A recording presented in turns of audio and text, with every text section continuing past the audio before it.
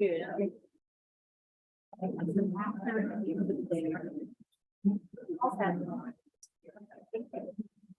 afternoon, everybody. Before we begin, I'd like to take a moment to recognize the day that it is.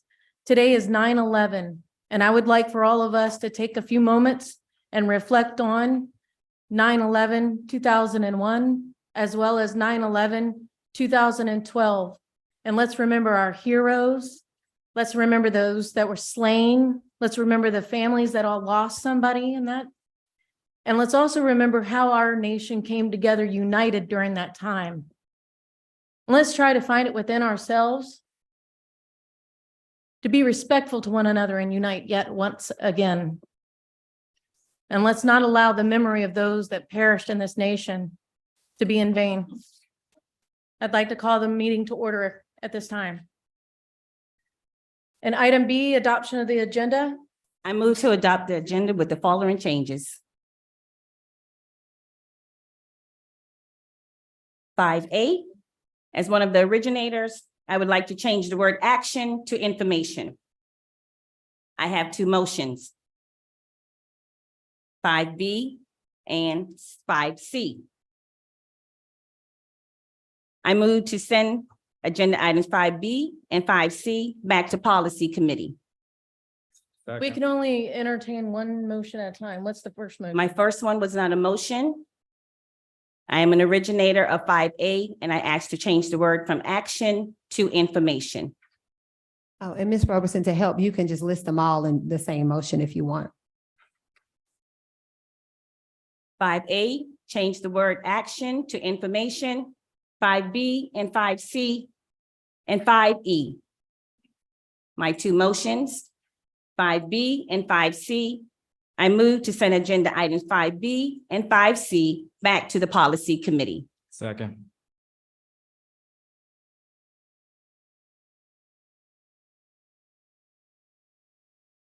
Ms. Watt, let me ask a question.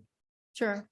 Ms. Robertson, when you say change the word, you talking about the agenda item type? Is that what you're looking for? Yes. 5A? Thank you. Ms. Trudy, were you able to get all of that?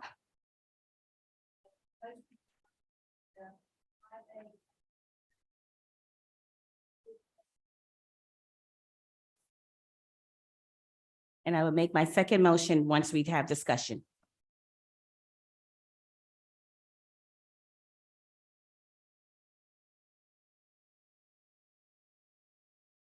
You got everything? Would you like to open up discussion? Yes, please. Thank you. I am asking that items 5B and 5C return to the policy committee. After my review, Dr. Gallian, my question to you is, who is the point of contact from the cabinet to work with the policy liaison on this agenda item 5B and 5C? Mr. Kelly, my question to you is, did the CAO or the CI, anyone from this curriculum and instruction department request these changes? The changes in 5B are reckless.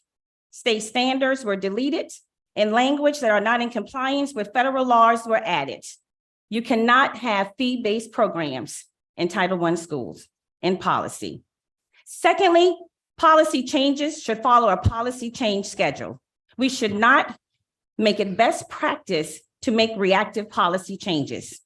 Lastly, there are numerous microaggressions written within these changes that are egregious.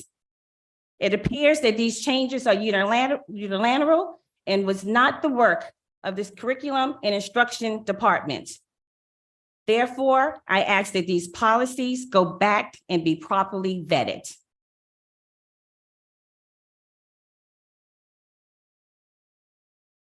Ms. Watley, may I respond as a Yes, sir. She called you by name. You're entitled to a response. thank you. Ms. Robertson, yeah, the head of human resources was very heavily involved in the GCEC policy rewrite. I'm sorry, Mr. Kelly, I am talking now about IG.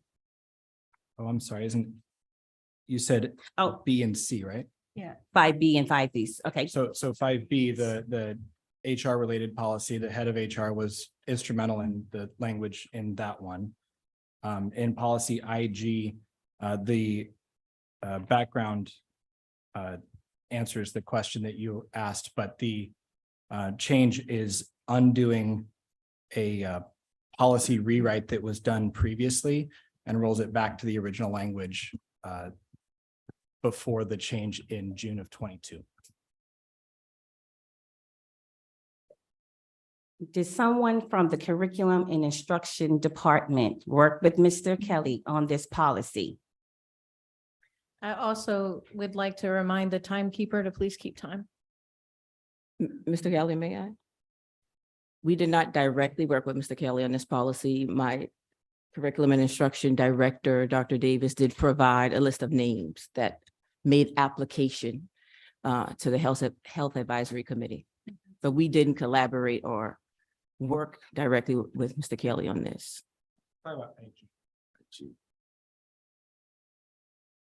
No, And I can answer that one either.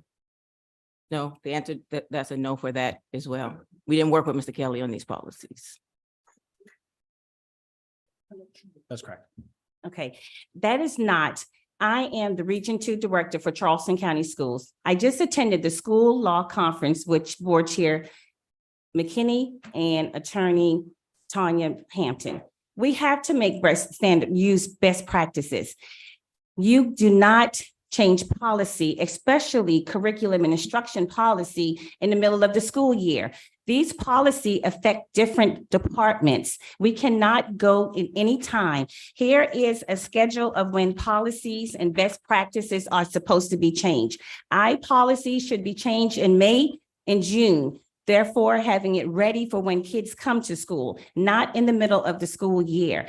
Again, policy should be worked collaboratively with the board and the staff. If this does not happen, I ask that both policies go back to committee, work with the staff, and then bring back to the board. We spend too much time flushing out policy from the dais. When the policy comes to the board, we are supposed to read it and have it for the first reading, not go through every line by line. There are information in this policy that's egregious. We cannot fee-based programs. We cannot have that in policy. You have taken administration rules and put in policy. Policy is the law of the district. Administration rules is how the superintendent used to manage the district.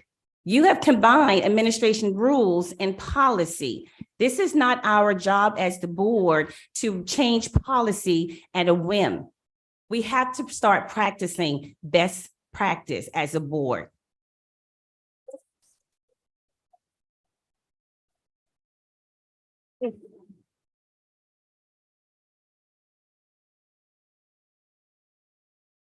Are you finished? Yes, I am. Ms. McKinney? Yes. Would you be willing to leave in item 5B since staff was consulted on the interim? I'm sorry. Would you said that you wanted 5B and C to go back to the policy committee. And I was wondering if you would consider leaving B in today's discussion since staff was involved. My question to you, Mr. Brigman, was this a necessary change? And was this change initiated by you? Excuse me, but I just gave you your 2 minutes. And so now it's Ms. McKinney's. She asked me a question and I Yes, get to but- answer. That's Robert's rules. She asked me a question. Ms. McKinney has the floor and I'm chairing. Ms. McKinney asked me a I question understand that. and I And answered now her. you're taking time to. No, go I'm into answering you now. You're actually asking Mr. Brigman to answer You stopped me when I was asking Mr. Brigman and then I'm answering you. because you're out of order. Ms. McKinney, I concede it back to you. I've completed my question. Did you have a question for Mr. Brigman? No, because Mr. Kelly said that Mr. Brigman was involved. And so that's why I asked if we could leave that one. Okay, and that's all the time that you would like to take? Ms. Waters, I see you trying to get my attention. Yes, so I'll take some of my time to have you ask that question, but also please don't run the clock while he's talking because it's only supposed to run when board members speak. The question was, do you feel that these changes were necessary? And I do have my own comments after, but I just wanted Ms. Roberson to get the answer to her question. So I do feel that these changes are necessary for interims. I think the interim process is really for emergency type situations, not a way to hire permanent employees. So I do have concerns. Thank you. Okay, so I do have some thoughts around this not going back. I think there are two issues for me. One is that we do have an issue when we are operating at the level of administrative rules. This is an interim process, and our duty is supposed to be to set the policies and not pay attention to administrative details. And so while I do agree with you, we have an issue in the way the interims have been used. That is actually an administrative issue, and that's not the duty of the board. And so I too would want this policy to also go back so that we make sure in whatever way it's being revised, that it is at the level that we're supposed to be operating. That's in policy BA. There's also in our ethics policy, BCA, it says that we must understand our basic function as policymaking, not administration, and accept the responsibility to discriminate intelligently. So while I appreciate Mr. Brigman for trying to help, that belongs in Dr. Gallian's body of work, not ours. Mr. Callahan? Yeah, I just want to, at the last audit and finance meeting, we were looking at our charter for audit and finance.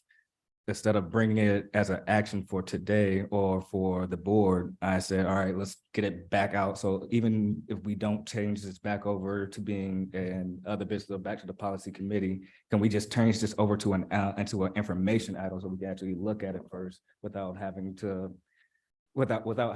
make a decision right now on this? We need to actually have this go further down, which is essentially take it back to the policy committee so we can all make sure, particularly looking at this policy and practice and policy review schedule, I think we all need to take a look at this as well. So could we change it to information or just move it back to policy committee? I guess you have two friendly amendments on our table. I'm sorry. So I think that's covered in the first. Oh, I see what you're asking. Not voting on this today at all.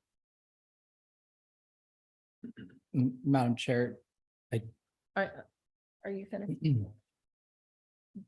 you mind if I go to Dr. Temple first? You She had can. her hands up. Dr. Temple. Okay, I just wanted to make a comment about this because I do have concerns about how we have so many interims and how interims ultimately either return to their original position or they become eligible for the position. So in my experience in education, we have policies, broad principles and goals to address an issue. There is an administrative side of implementing policy that's set up by people who actually have to do the work. So the question I have is, with this policy, GCEC, I do not see a GCECR, which would operationalize the policy. And that's what I think needs to be done with this policy. And if we have a chance to discuss this even more, I think we can move in that direction. But I'm very concerned that we are working to detail policies when in fact they should be about principles. And then what we have is that an administrative document that then operationalizes the policy. Dr. Temple, are you finished? Yes. Mr. Kelly? So couple quick points of clarity, just so that everyone's on the same page.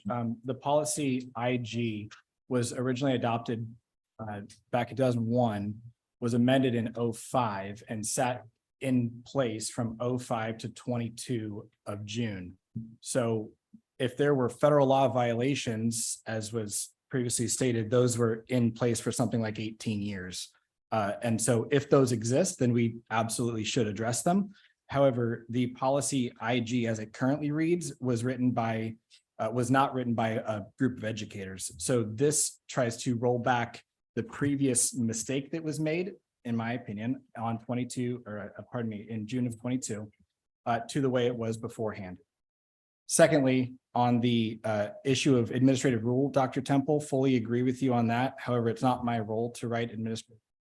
That does in fact lie with the superintendent.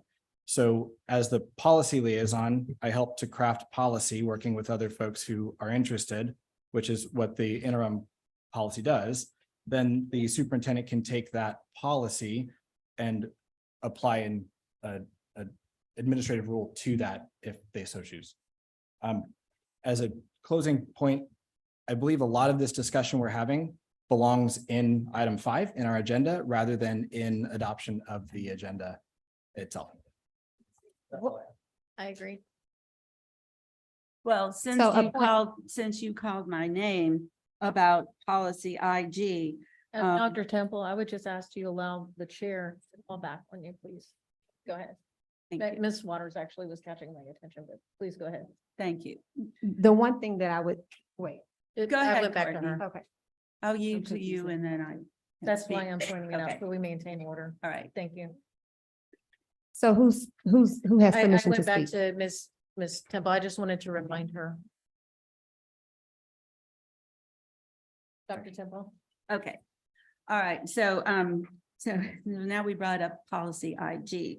So, first of all, this is a policy that is, as it is written here and proposed, is really a program of studies.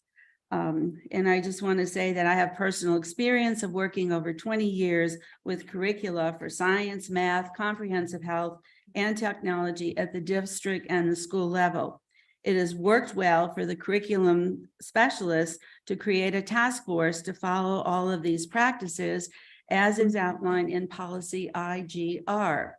So as written, what's written here with all of these numerous things about foreign language and early childhood, which I endorse all of those programs. They do have budgetary concerns, however, but as this proposal IG is written, this is adding unrelated language to a policy. It's creating additions for a K through 12 program study, which is not what this policy is about.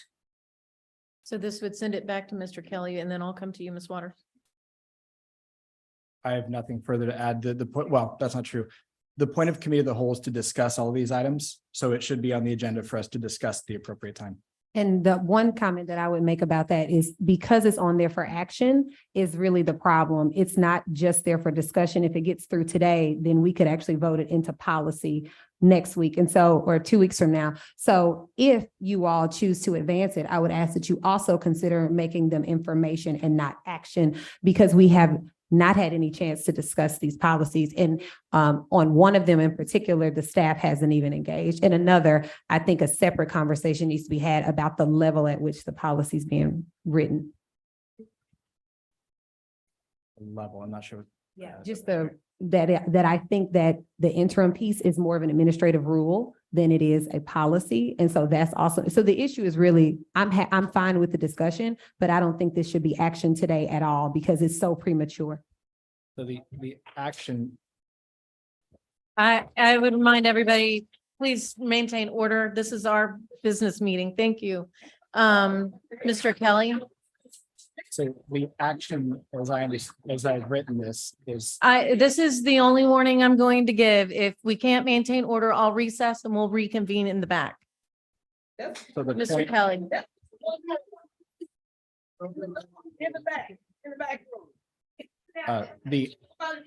the action item that's being asked to take here is the action of moving it to the board meeting. So we've done this in the past, where we discuss it's essentially a draft right now at Cal. We take input from the board at Cal. It's a committee meeting for us all. And then at the first reading of the end of September, which again, it's actually 6 weeks, right? 'Cause it's 2 until the end of September, and then 4 until it goes into policy, it goes into effect. So that gives us time to go back and take the input of the board into the draft, the revised draft to bring to the board meeting at the end of September. So the action here is not to approve on, Mr. policy. The action Okay. here is to move it to, in fact, the motion literally is to move it to the board meeting. But again, this really does belong at item 5 in our agenda. It does. Mr. Grabowski?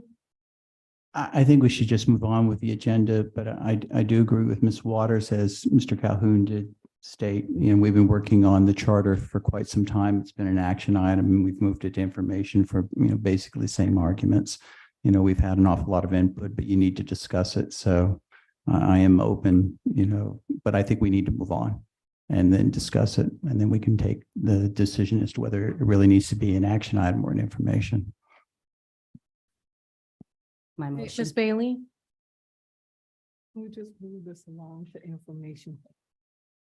Okay. My motion. She's asking to move the meeting along. I asked to have this information moved on to information so that we can move on the meeting, because we're eating up time. We're eating up time. Right. So with my time, I'm simply going to ask General Counsel, did you weigh in on these policies? I weighed in.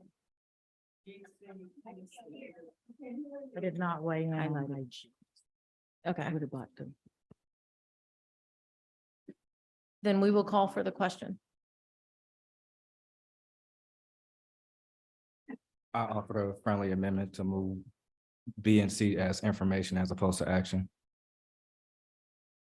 Is that?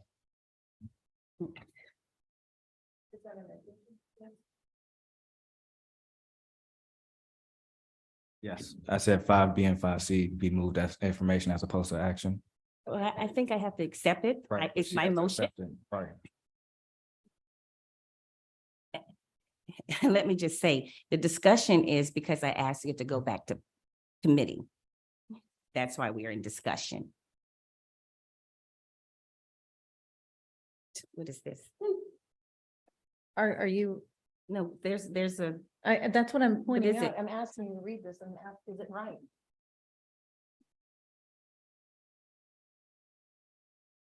that's correct. So you want it as it is? Yeah, I don't overstep.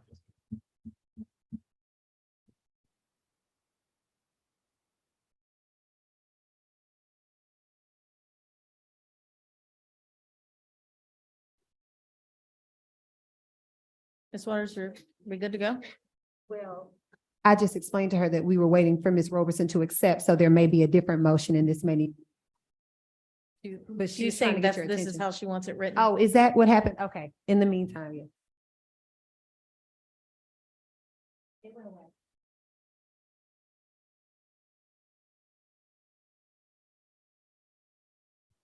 So I had already voted. Do I vote again? No, this is the way Ms. Roberson wants it written. Understand that.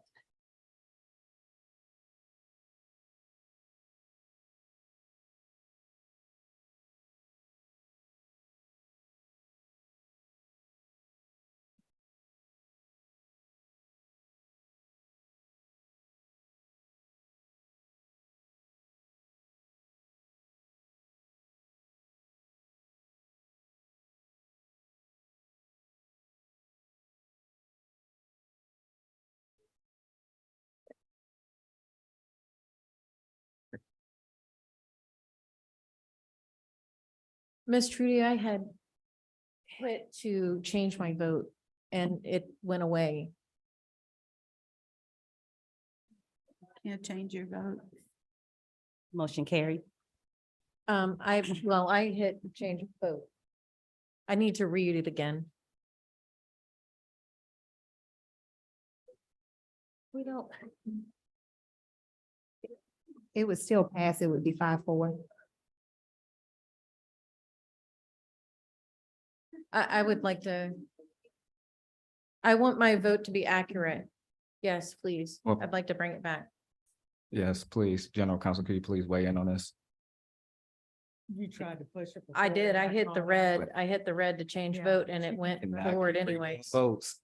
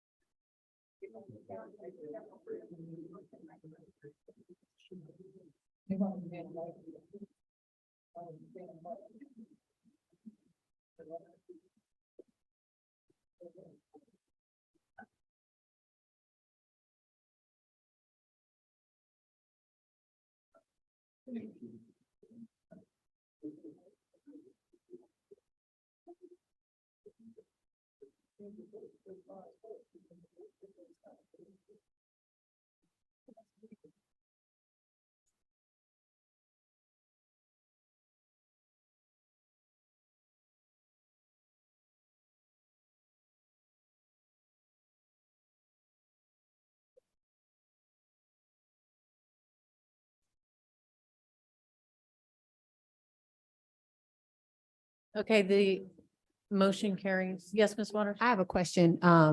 So the agenda's been adopted, but there was one additional discrepancy on the agenda. I'm going back to that. Okay. There's one additional discrepancy. So we changed the agenda up just now. So we're still on the adoption of the agenda because we have one more motion that Ms. Robertson would like to make. Okay, agenda item 5E. I move to advance agenda item 5B to the next board meeting executive session. Second. Motion by Ms. Robertson, seconded by Mr. Callahan.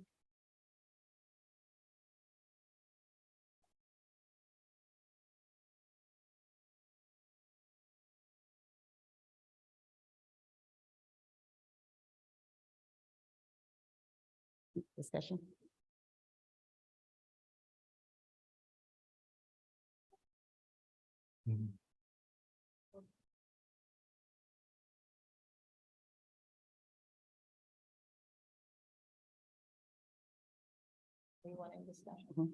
Just a rationale that precedents have been established according to previous board minutes. Recent one, June 2022, that the Health Advisory Committee, their application for membership has been discussed in executive session at the board meeting. And I ask that we continue to follow precedents that's already been established.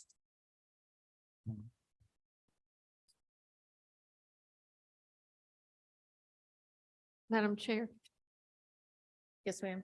and is your rationale for it being an executive besides precedent? Because Ms. Waters has taught us precedent doesn't always work. Is it because you're reviewing people's names and resumes? Okay.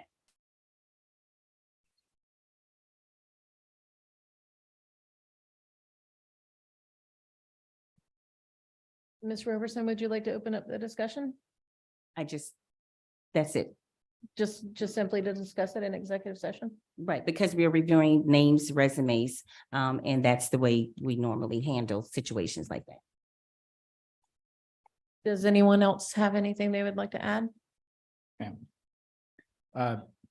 Both board policy and health advisory committee bylaws do not call for executive session discussion. They explicitly call for the policy liaison to bring forward a slate. Just like the last one, this is not a motion to approve or disapprove anybody.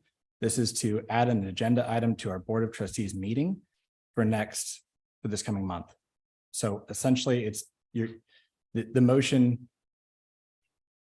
The motion that has been brought before the committee today is the same as the recommended action here.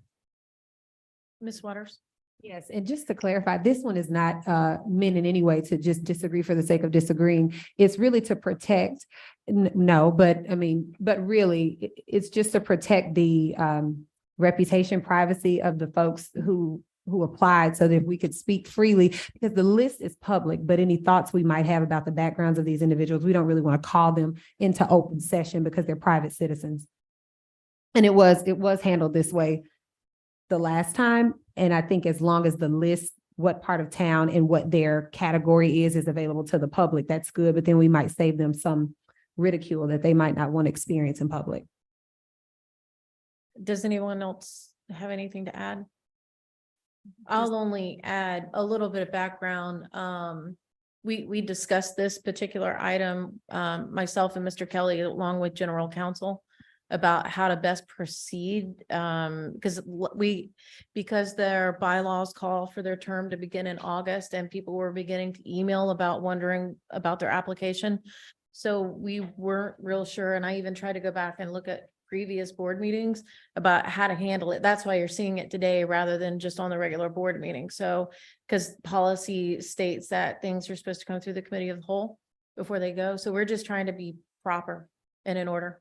So I have no issue with, and some people are just rude. So we're not trying to be rude. So we're just trying to do things the right way. So I have no issue with discussing the people in executive session. I agree with you. I would want that.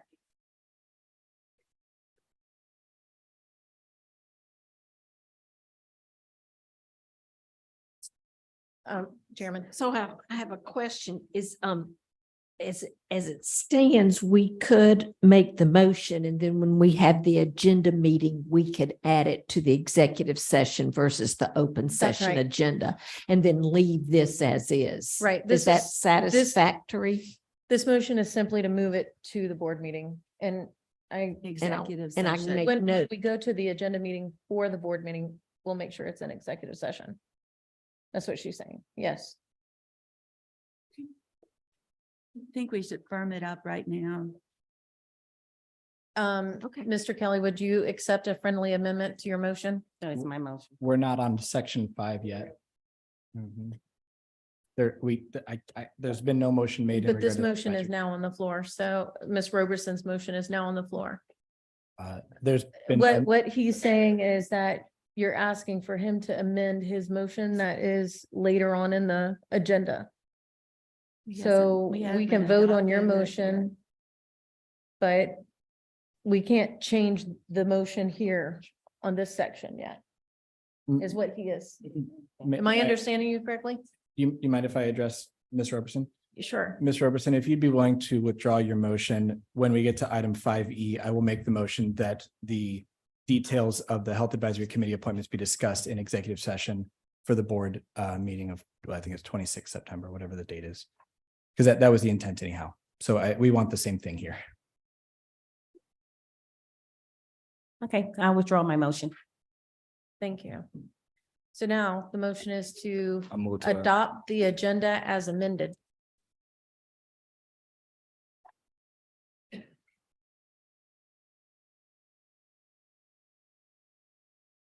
Who made that motion? I move to adopt the agenda as amended.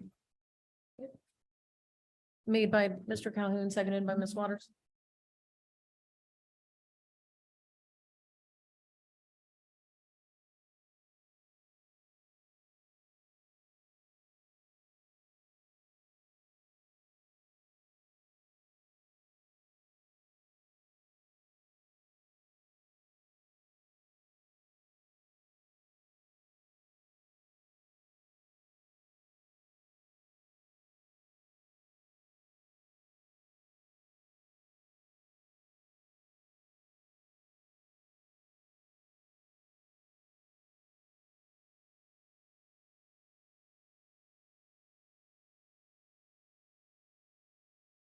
Please make sure that your vote is accurate.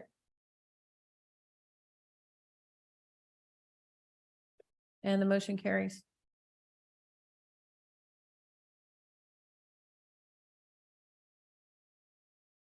With that, we'll go on to item 2A, the superintendent's report. And with that, I will turn it over to Dr. Gallion. Good evening.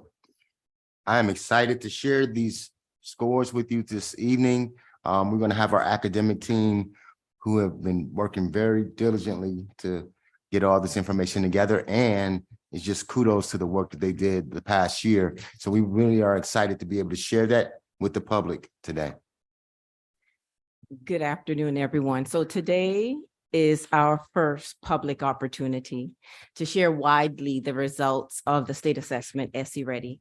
The presentation today will capture the hard work and effort of our scholars first and foremost, our teachers, principals, and all the support staff that power the work of Charleston County School District. I want to lead with, we are largely encouraged and ecstatic about the results today, but the job is incomplete.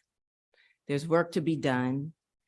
There are more results to be achieved on behalf of all of our scholars. So while we celebrate, we maintain that our task, our charge, the goal is to make sure all scholars are achieving at a high level ultimately. For the record and for our viewing audience, want to note that SE Ready is our statewide assessment program that measures performance in English language arts, mathematics, and science in grades 3 through 8. It measures performance on our South Carolina College and Career Readiness standards. Maggie, thank you. So this first slide focuses on progress over the last 2 years, specifically in reading. Right now, as it stands, we are at an all-time high, 60.5% of our scholars ready.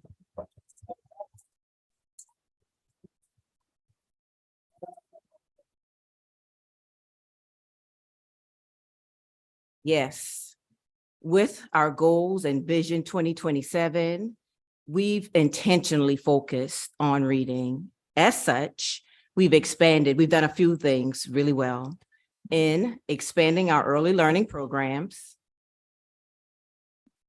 We've implemented a consistent and high quality ELA curriculum with enhanced professional development. And we've also implemented consistent PLC protocols to refine our teaching and learning practices at the building level. So you see the indicators here. I won't read them to you, but we're so pleased with the progress of every student group listed. I'll call out our special education indicators particularly. That's a definite win and a big deal.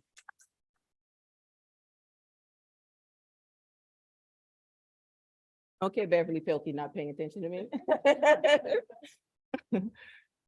Maggie.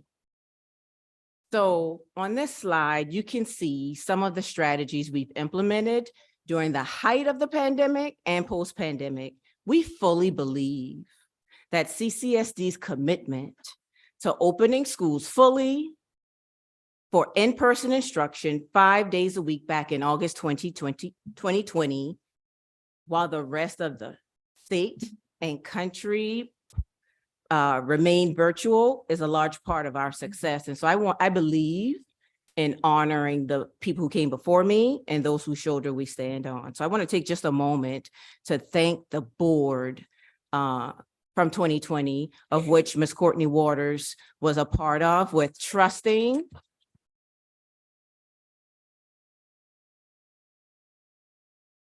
the administration with that weighty decision to open schools fully. We never closed. And I want to give a shout out to operations and Jeff Roy and the team for making sure we're safe enough to open schools. We can't overstate how important being available to our scholars and their families was to this work. And I believe that's why we stand, in addition to the other strategies listed here, why we stand in a position we are today. Okay. So here's the impact of having a high quality, consistent, and rigorous ELA curriculum. So over the last 2 years, we've seen solid gains. This visual shows to you the schools who participated in our comprehensive curriculum and the schools who did not. We saw gains in both groups, but there is a stark, undeniable increase in the number of schools who saw pretty solid improvement as a result of a high quality, viable, guaranteed curriculum. Again, we're really excited about this progress because it's unmatched. It's the first time we're seeing this across the board.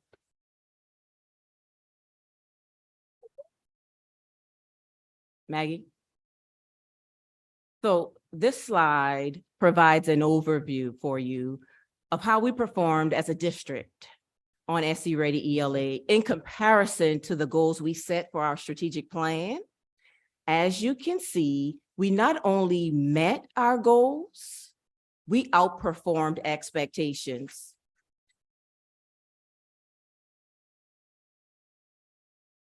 In every student group.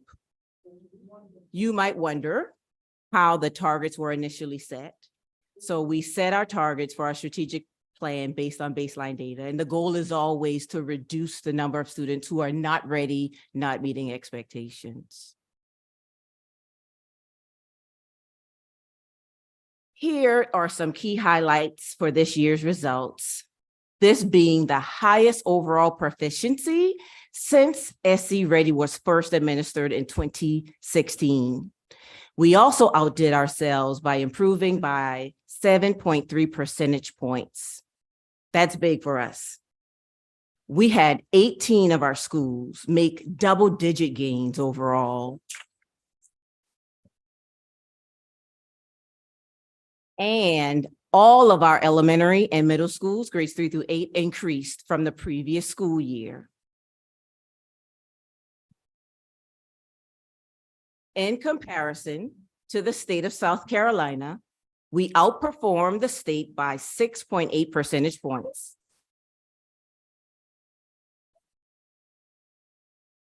And our acceleration schools also saw increases in ELA by 6 percentage points. So kudos to the acceleration schools. At this time, Ms. Roberts will pick up. CCSD also saw gains across the board in all race and ethnicity student groups. And 46 of our schools made double-digit gains in one or more of those student groups this past year.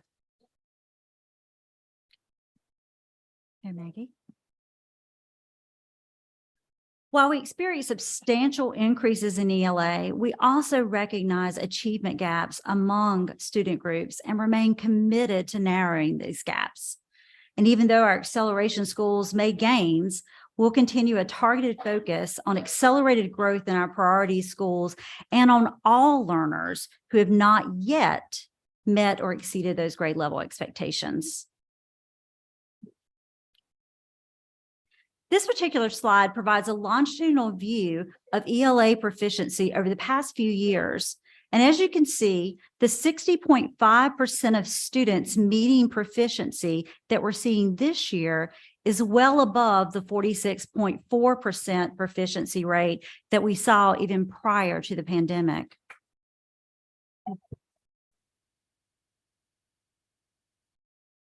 Additionally, the steep incline here indicates substantial improvement over the past 3 years, especially.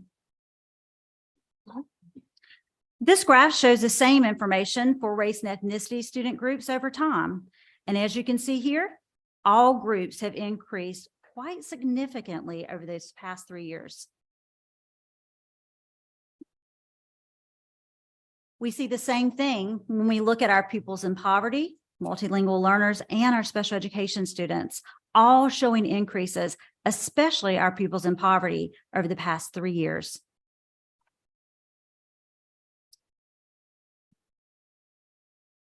So we credit a few key strategies with making an impact on our goals and priorities. Consistent core curriculum, instruction and assessment, a focus on writing and our letters training, the strategic work that is happening in our professional learning communities, and the job-embedded professional development and coaching support that is occurring in our schools. They're all key to continuous improvement and progress. While we still have a lot of ground to cover, we are implementing and monitoring our initiatives with even greater focus. We'll continue to leverage these high-impact strategies to benefit our students and schools as we move forward. Thank you, Ms. Roberts. So we're going to talk a little bit about mathematics at this time. And at the top of the presentation, I told you we still have work to do.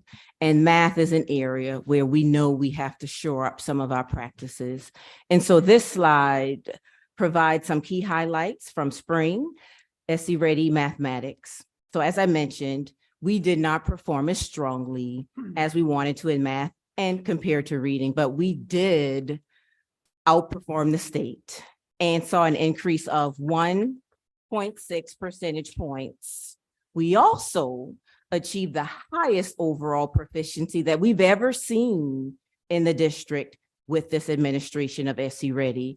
And so while we have work to do, we are still outpacing the state of South Carolina. We had 4 of our schools see double-digit gains this year, and all of our grades 3 through 7 made gains and increases from the previous year. So we'll take all gains, but thank you, Maggie. So here, we're focusing on student groups. We want to ensure that all of our scholars are advancing adequately. So CCSD did see gains in all student groups with the exception of our Asian, Pacific Islanders, et cetera, the student groups that the state categorized in the other category. But that group still sustained their proficiency, which is always at a moderate level. We had 18 of our schools who also saw double-digit gains in their student groups from the past year. That's a big deal for us as well. Next, Maggie, thank you. Key opportunities. So we publicly acknowledge our focus has been intently on reading over the past few years. That was a goal. That was the big deal for us. But we're reminded of the importance of not losing focus on math as well. So we have work to do there. But even with our student groups seeing increases, our acceleration schools saw improvements. We're committed to closing the gaps that exist between our student groups and ensuring that we're accelerating the growth of our most vulnerable scholars as well. Okay, so this graph shows you a longitudinal view of math over the years. So as you can see, the last 2 years, the growth has been incremental, going upward, which is what we want for sure, but not as fast, not as accelerated as ideally we would like it to be. Maggie. On this particular slide, you will see a similar pattern in our race and ethnicity student groups. If you study for a moment, 2020, during the pandemic, when we took the test again in 2021, our minority scholars, what this tells us is our minority scholars struggled with virtual learning, at-home learning, more so than their white counterparts. But then pay attention to the last 2 years where we're rebounding, we're recovering, and we're starting to show growth post-pandemic. So that's a good thing. Maggie. Here, we see 3 student groups represented, and they are starting to show increases since 2021. Again, the narrative, the storyline, the takeaway, if you will, is we're making progress, just not quick enough. And so that leads me to the next slide, where we lift up where the strategies reside, where we feel like we've been able to make an impact. And then we highlighted where there's more work to be done. For example, the ongoing assessment project, we call it OGAP. That's our professional development solution for math. It's a complement to our core math curriculum of Bridges and Illustrative.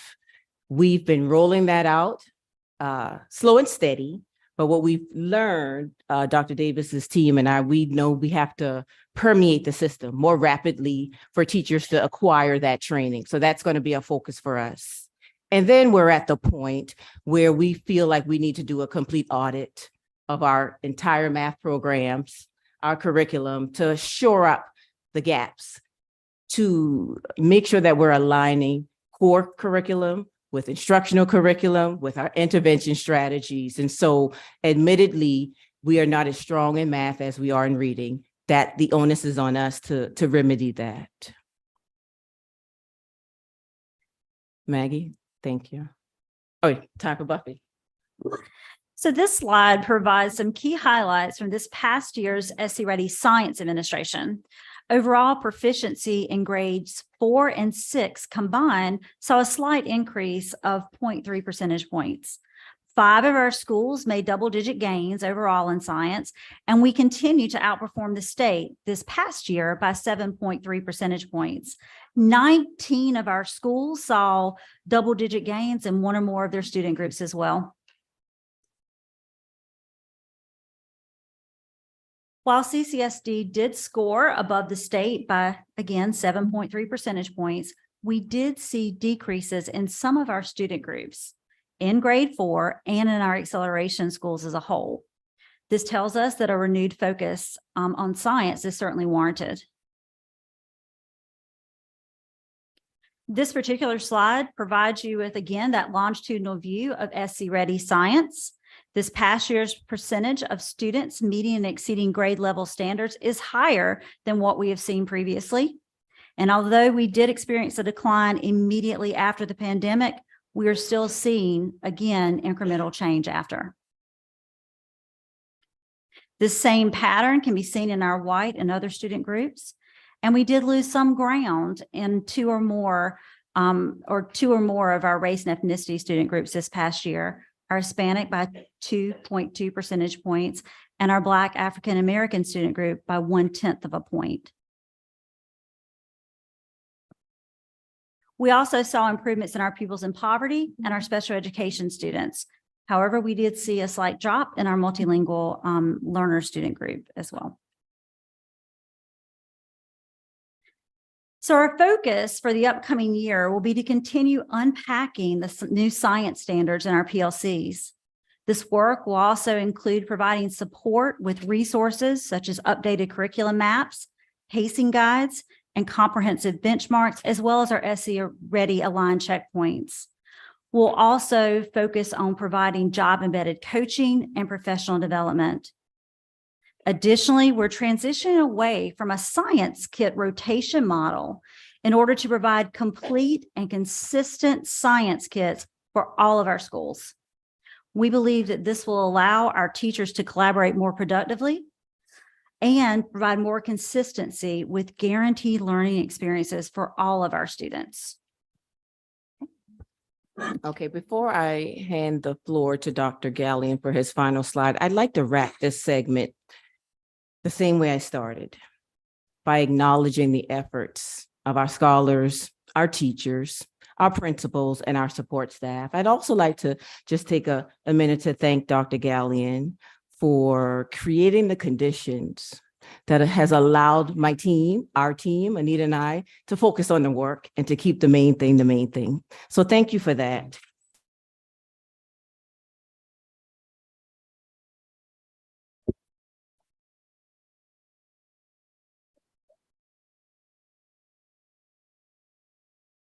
And I'd be remiss, because I've thanked a lot of people, if I did not thank our parents. I want to thank our parents. Thank you for trusting us with your babies. Thank you for choosing Charleston County School District and believing that we're going to do right by your scholars. And so for the time that I'm able to lead the Chief Academic Office, the promise, the commitment is that we will always work to get better, to improve year after year after year. And so with that, I thank you for this opportunity to share today, and I turn it over to Dr. Gallion.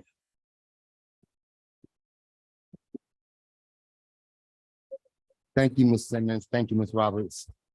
As you can see, board and the community, we have a very talented academic team, and we need to continue this work. We need to continue to build on the momentum that has been started. We need to continue to invest in our teachers to give them the professional development and the tools that they need to do their jobs. And quite honestly, you need to let me do my job.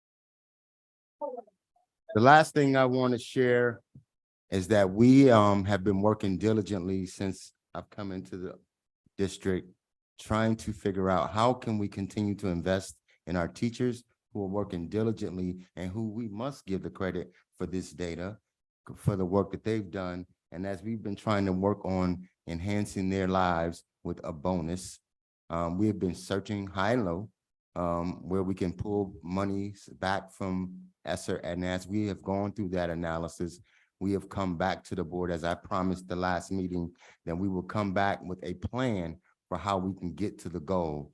And so we will like to propose and be able to announce to the staff soon that we're going to, we've gathered enough money to give out the first half of that bonus. And we will continue to work over the next 6 months or so to see if we can come up with other half of that bonus, $2,500 in the spring. So I'm happy to say that we have reached a point where we can at least move forward on half of the bonus sometime this fall. And that's the end of my report.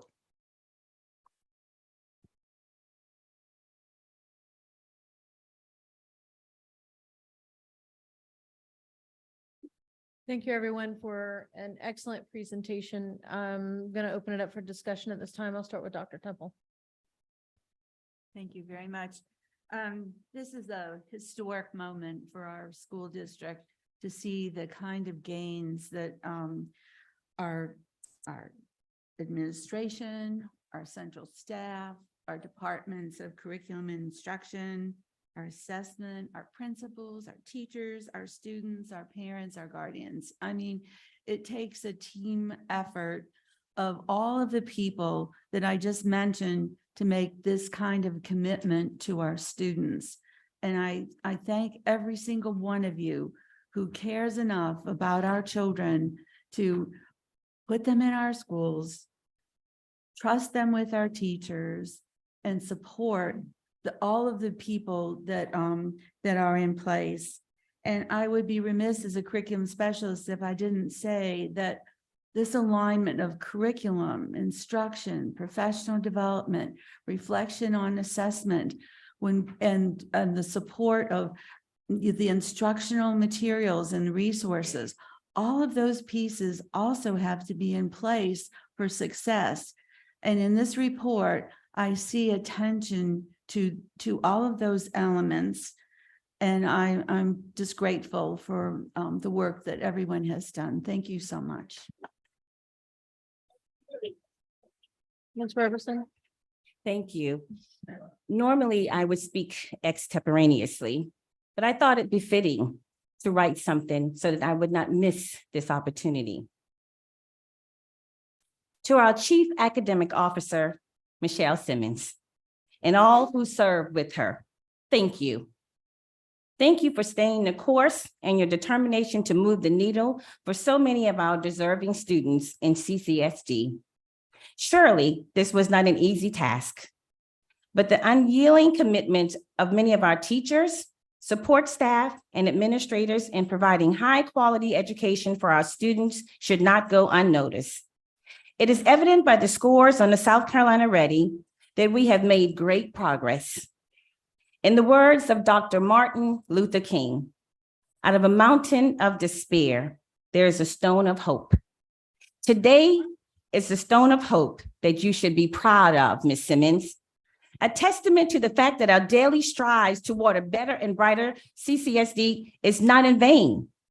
Thank you for what might have seemed to be endless days and sleepless nights preparing for our scholars to succeed in ways unimaginable. I applaud you. Congratulations to students, parents, educators, our district leaders for making today the stone of hope. I look forward to greater achievements in the 2023-24 school year.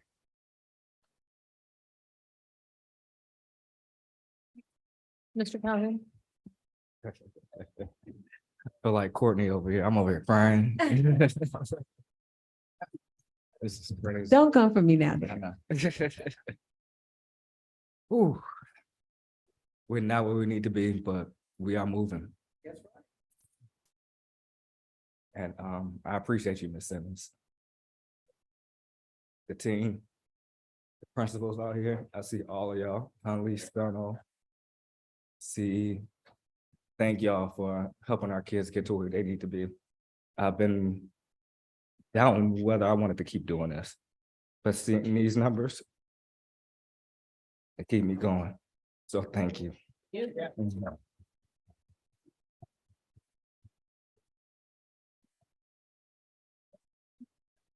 Ms. McKinney? Gratitude ditto, and I think we also should make sure we give an extra pat on the back to the students. They've worked hard. We all know taking a test is not easy. It's a lot of pressure. So let's include them in our applaud too. Ms. Bailey? I would like to thank every teacher and every support staff that has helped to implement all of these progressions of our children, because we don't understand how much time and effort teachers and support staff have put into making sure that our children are educated each and every day. And being a part of that support staff is something that I continue to be very proud of because of my 16 and a half years in this district. And what I want to know is, because of the sunsetting of ESSER funds next year in 2024, will we be able to maintain this upward acceleration of achievement for all of our children across the district? Ms. Yes, Ms. Bailey, that's for sure the focus, the intention and the goal, to not go backwards. That's the last thing we want to do. And so we believe in our strategies. We believe we've invested wisely and made correct choices in terms of the strategies. And so standards-based instruction will never go away. That's always going to be present. Having a guaranteed, comprehensive, high quality instructional program is paramount for us. And having it be standardized across the system. That's how we ensure equity. That's how we ensure that those student groups that Ms. Roberts and I discuss, that they all get the benefit of moving in an upward trajectory. And so that's the goal, that's the intention, that's our charge, and that's our commitment to the district and the community. That's right. Ms. Bailey, do you have anything else? Ms. Waters? Yes. So what I want to underscore with my little bit of time is the idea of continuity. This progress actually started 5 years ago, to my knowledge, in 2018, when Carolyn Belcher arrived in the district. And I thought, what a great loss losing her. And then we got you, Ms. Simmons, who, in your expertise, wisdom, and humility, decided to keep building on what was already in place rather than stopping and going another direction, as so many leaders do out of arrogance, wanting to put their mark on things. You have certainly left a mark, but you didn't tear down the rest of it to do it.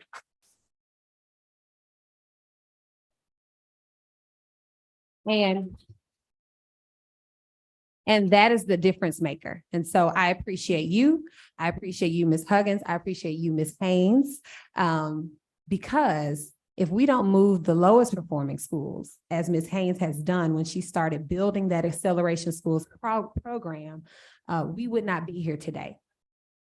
And then finally, I was so excited that there was an occasion to wear my little t-shirt today, because I ordered this shirt. It was a free book giveaway in the 1960s to Black students. That reading progress that we saw, while there are gaps, Black students saw the greatest progress of everybody.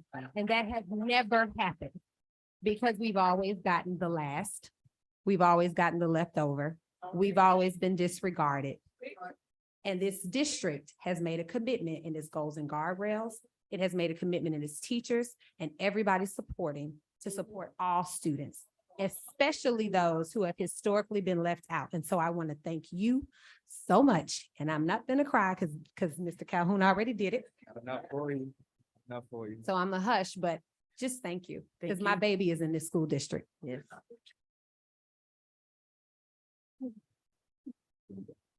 Mrs. Watley. Mrs. Ms. Watley, Huggins.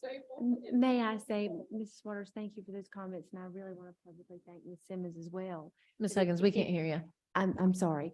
I thank Ms. Waters and thank you for those comments, and publicly want to thank Ms. Simmons, of course, as well, but want to also point out that on that slide where you saw how groups of students are moving, if we're able to maintain the rate of growth in reading, particularly for Black and African-American students, we will meet Vision 2027 of having all students reading on grade level and grade 5. And so that's so important that we are able to maintain that progress. And Mrs. Watley, if you'll just indulge me another moment, I want to, of course, thank Jackie Haynes for the work, but I'd like her to stand up, Dr. Joe Williams to stand up, Dr. Jennifer Swearingen, and Dr. Sherry Epplesheimer, because they help lead schools, and that's where the work happens.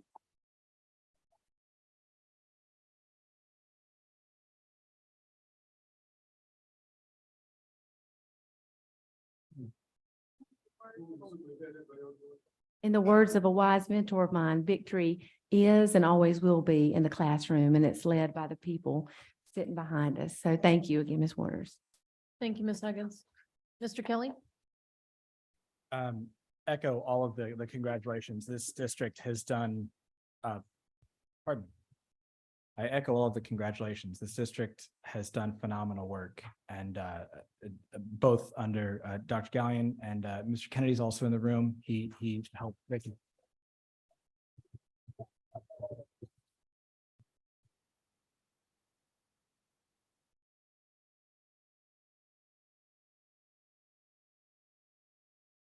And each member, from the folks who are here all the way down to the teachers, assistants, or the from the top to the bottom, everyone plays a role. So to all of the folks who played a hand in that, thank you, genuinely, thank you. I do have a couple of questions for you, particularly from the slide deck. Just a couple of things I don't understand, and wonder if you could help me with a couple. On slide 4, that was the impact of the ELA. The non-EL schools, the yellow or orange line there, did not see a drop during COVID. Do you have any insight as to why that happened? Let me take a look.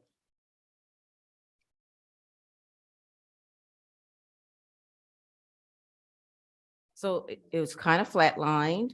A lot of times what we noticed was for our scholars, according to the socioeconomic status of the school, I mentioned this, that a lot of our scholars in our lower SES schools, they thrived. They did well. They did well under the conditions of virtual learning. We had temporary remote, where we had teachers teaching from groups of kids from different schools. It appeared as if the foundation was already so solid, right? A lot of times kids walk through our doors and they're already on grade level. Let me just be honest about that. They have the background, they have the vocabulary, they have the support structures already in place at the home. And so that's what we noticed about 2020 for our school, for our scholars and our more affluent, just name it, and our more affluent schools. And so we did notice that dip. And a lot of those schools that are not, those are Montessori programs, our magnet programs that are not participating in that ELA program. I see. Okay. So it would be incorrect then to come to the conclusion that EL doesn't work remotely. That was the conclusion I kind of came to. Is that not EL fair? came online after our remote year. So 2021, August of 2021 was when we introduced EL. August. That's after Understood. well, we were still in the pandemic, but we weren't in the throes of it. Okay. All right. That's helpful. Thank you. You also mentioned on slide 5 that it was the first, I think you said it was the first time to use baseline data. Mhm. Can you clarify what you mean by that? And what So, did the baseline change? so I think it was one of our small group sessions we offered to the board members where that question came up. Ms. Simmons, or maybe Ms. Roberts, these indicators seem low. So how did you set the target? So let's look at our Black African-American scholars on that slide. It says we had an initial goal of 26.2. That seems low. The reason it is there is because when we started setting the goals, it probably was at 22%. And we set a target between 3 to 5 percentage points to get reasonable. We set SMART goals that are measurable, achievable, reasonable in nature. And so that's how we entered these discussions. So did the baseline change then? It When did these- not, no, it didn't change. And so we built out. So we may have started in 2021, Buffy, with this. 21, 22 as our baseline year. And then each year we wanted to grow incrementally by about 3 percentage points. Understood.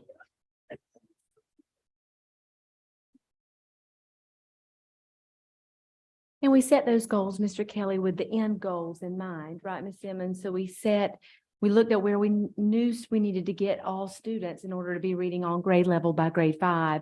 And we set those ambitious goals in percentage-wise based on that growth model. And also, while these goals are set for our strategic plan, we also encourage principals and school teams to set stretch goals because we do want to outpace, we want to accelerate the growth. And so we have both going on, those standard goals with our strategic plan, but the schoolhouse has their own stretch goals where they're trying to get the most out of a given school year. Growing a year in a year used to be our target. Now we're trying to accelerate that. Okay, thank you. The other question I had was in the science section. You have and in the earlier sections, you've got a broader section of students, like 3rd through 8th or 2nd through 6th kind of thing. Science is very narrow. Why is science so narrow? The state, you probably know the proviso number off the top of your head. For science, the only 2 grade levels that are assessed are grades 4 and grade 6. There was a proviso a few years ago where grade 8 and 5 and 7 were taken out with social studies as well. So those are the only 2 grade levels that are currently being assessed and will be assessed this year. So after 6th grade, state. we don't do any testing on science? We do have a biology EOC assessment for our high schools, but as far as any other like SE Ready assessment or anything like that, we do not have that in the state. Okay. Well, yes, benchmarks. Everybody's like shouting behind me.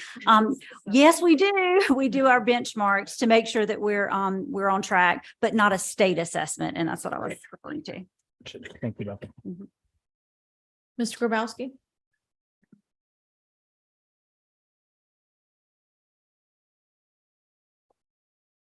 I truly appreciate your efforts in presenting the report on the increase in literacy scores.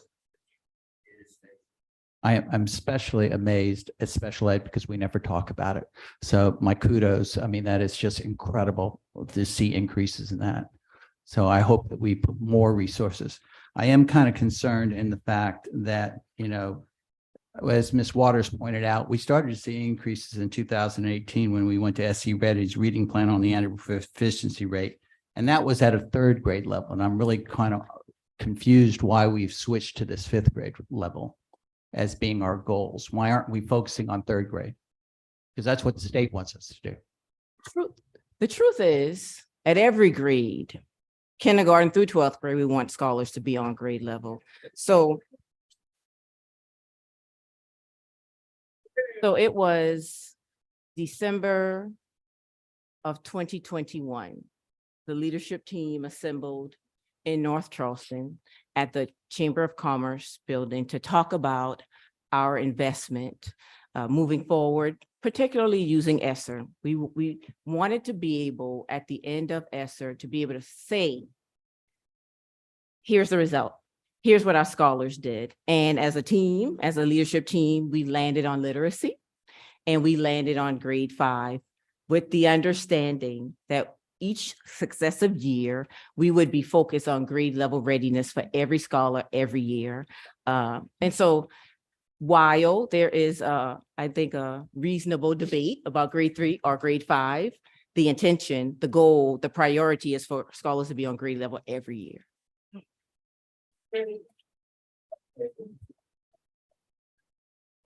Ms. Simmons is spot on with that, Mr. Grabowski. And the first time the state test is administered is grade 3. And so we know that readiness, we know all the research around the projections for students and their ability to read if they're reading on grade level at grade 3.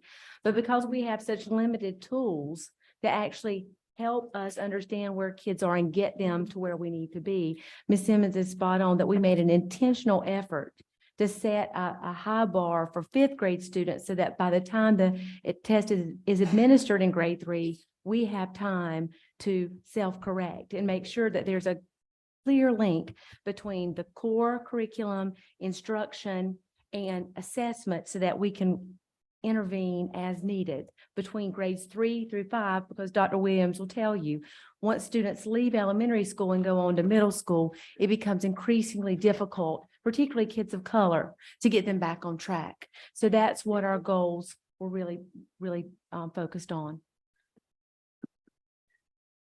When we look at the numbers, we don't really see any raw scores. So on the percentages, are they calculated using a median format or a mean format? What we've looked at here is actually students who met the cut score for meets or exceeds. So it's actually the South Carolina standard for grade level readiness or grade level expectations. So it's actually the number of students who met that. So we'd be cut using the point. mean. Yes. On the raw, the reason it's important is you talked about the ELA. How many schools were actually not using the ELA? The actual number. Right. So there was a slide that showed we had 41. Percentages, right. I want to say it was 41 elementary schools using it and 9 middle. So I know off the top of my head that we only had 6 elementary schools not using EL. 6 out of 40. Yet we use them as showing a big difference in their drop. That's why and I'm concerned because so much money has been spent on ESSER funds, on literacy, and it's not going to be there. So I like to see raw scores. And every time I see percentages without raw scores, and I've been asking now for many months for the ESSER raw scores to show the impact. I don't see the impact in this study. I do see the percentages, but I don't see the impact of how, and that concerns me greatly because we're going into the year where this money is not available any longer. So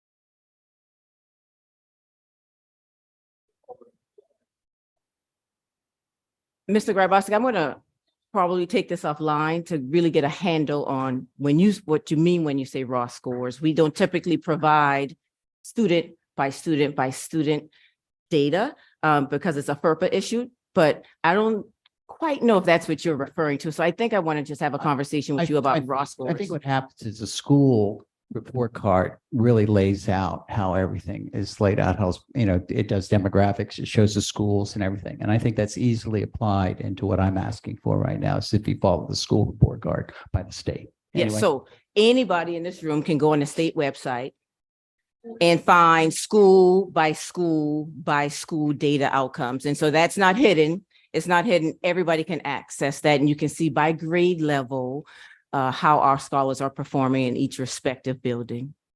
Which goes back to impact studies, which we still have not gotten, just for full transparency's sake.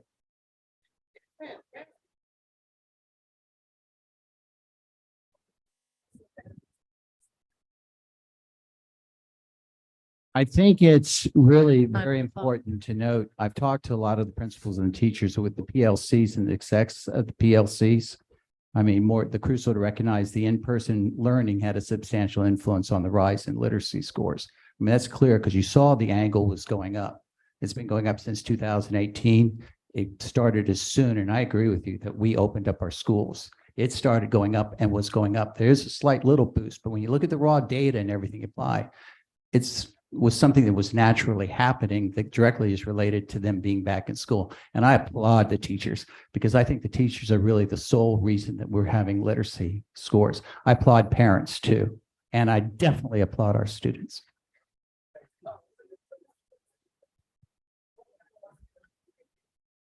Okay, and so then I'll weigh in last.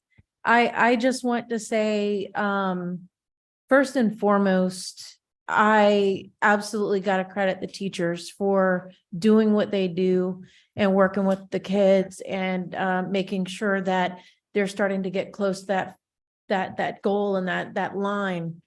And then I gotta thank the principals and the staff for wrapping around the teachers and giving them the support and the resources that they need to succeed, as well as the professional development that you've been doing. And then I want to applaud the professional learning communities for taking that student data and going through it and identifying each student, where they're at, what they need, what they're struggling with, and then coming and wrapping around those guys and making sure that their needs are met. And then I definitely want to thank the parents for engaging the process. I really believe that home. I had a teacher tell me, she taught at Meminger years ago, that they go and they feel called to those places and they're there and they're pouring their hearts out, but they don't have the support at home to reinforce what the kids are learning in the classroom. So I just want to thank the parents for taking the time to engage that. But most of all, I want to thank the kids for being willing to meet that challenge and that task. And I also, because I see my time's running out. So I also wanted to point out and ask the question about, especially after graph 10 on down, I'm noticing there's a trend starting about 2018 where things really started to take a steep dive. And yes, we are coming back up, but I don't know. Two things. I want to ask you if you have any insight about that. And then second of all, another thing that I noticed was among the special ed, now I'm personally invested in special ed because of my own family. So I noticed with the special ed that they seem to be on this steady incline. So two things, can you give us some more insight on that? We believe one of the issues we experienced in the last, I want to say, 10 years, the state has not approved a comprehensive reading package for in excess of a decade. And so teachers were in essence left to their own devices to pull, to piece and parcel lessons together. That's unacceptable. And so the 2018 trends found us with a variety of programming going on, building by building by building. It was actually Cindy Ambrose was here in 2018, and then Carolyn Belcher, who they put some good systems in place that I've been able to continue to uphold and try to move the work forward in a significant way. And so I don't believe curriculum is the end all be all. It's curriculum, instruction, and strategy practices all working together. And so that's the first part. And then you asked about special education. Yes, ma'am. So They've kind of been on this steady up, which is great. yes. So our special education department is led by Beverly Pilkey, and she's been with us at least for the last 5 years. So I give a lot of credit to that team of instructional practitioners and Beverly Pilkey's department. But what we're finding is when we have a continuum of services for our special education population, it's important to really serve kids where they are. So if you've heard of an individualized education plan, an IEP, that's the whole anchor behind giving kids what they need at their respective levels. And so we've moved towards more co-teaching, being a benefit and a solid strategy to get teachers cooperating and collaborating around what our scholars need, more inclusive practices, because our students are students first before they're special education students. And so that focus has been intentional and deliberate in nature. And while we saw that 4.4 increase over the last couple of years, we're looking forward to even greater gains in subsequent years. One final question about special ed is, they are a category that, I'm hearing a lot about, but then on the other hand, I would say not hearing enough about. And what can we do going forward to help with that? Shine a light more on the special education Yes, ma'am. population. Mhm. So Mr. Grabowski said we didn't cover it a lot during these meetings. That's one thing we can prepare. We can prepare a specific, particular presentation for the board. So you have the benefit of knowing all the intricacies that come with it and some of the work we're working on to make sure we're not over-identifying our scholars in special education, but giving them exactly what they need. If they need a service, we want to be able to provide that. If they're not eligible and there's something else at play that we need to flesh out, we want to do that as well. All right, thank you. And with that, we will move on to item 3, student outcomes, strategic education. And I will now hand this portion of the meeting over to Ms. Bailey. Good evening, everyone. We are moving on to item 3A, high leverage priority strategy, Charleston County School District Instructional Framework. Ms. Anita. Yes, ma'am. Thank you, Mrs. Bailey. We're really fortunate tonight that our Chief Academic Office team, led by Michelle Simmons and Dr. Jerome Davis, are here to talk more about the instructional framework. At last month's board meeting, we talked a little bit about the instructional framework and how it is one of the 3 strategies specifically that we're working on with principals and teachers this year to ensure we know those common look-fors and that key language across the system. We're really blessed to have 2 fantastic principals here with us tonight. Kevin Smith out at C.E. Williams South and Janice Malone down at Sanders Clyde, who are going to help with the presentation of the information about the instructional framework. So thank you again, Ms. Bailey. I'll turn it over to LaShawna Harris now and Dr. Jerome Davis. Thank you. Good afternoon. I'm LaShawna Harris. I'm the Director of Instructional Programs, and I have the pleasure of serving underneath the CNI umbrella with Dr. Davis. And this afternoon, we're going to give you an overview of the instructional framework, followed by our 2 principals who will come up again and give a little bit of a testimony about how this impacts their building specifically. And so we've got a lot to celebrate tonight. We've heard a lot of good things about the progress that we're making. And then there were a lot of questions asked about, so what's next? How do we proceed moving forward to ensure that we continue with this momentum and that we continue to see the gains and the outcomes that we're witnessing now? And so one of the big rocks that was presented at the CES this summer by our Deputy Superintendent was the implementation of an instructional framework, a consistent way of seeing things across our system. And what a beautiful time now to make that happen, where we can just align all the things that we have operating in our system right now. So our intent, when we sat down to look and think about what do we want to include in our instructional framework, what's our purpose? We had 3 things in mind. 1, a way for us all to speak a common language, regardless of school or area across the district, that we're all speaking the same language and our students are receiving the same instruction.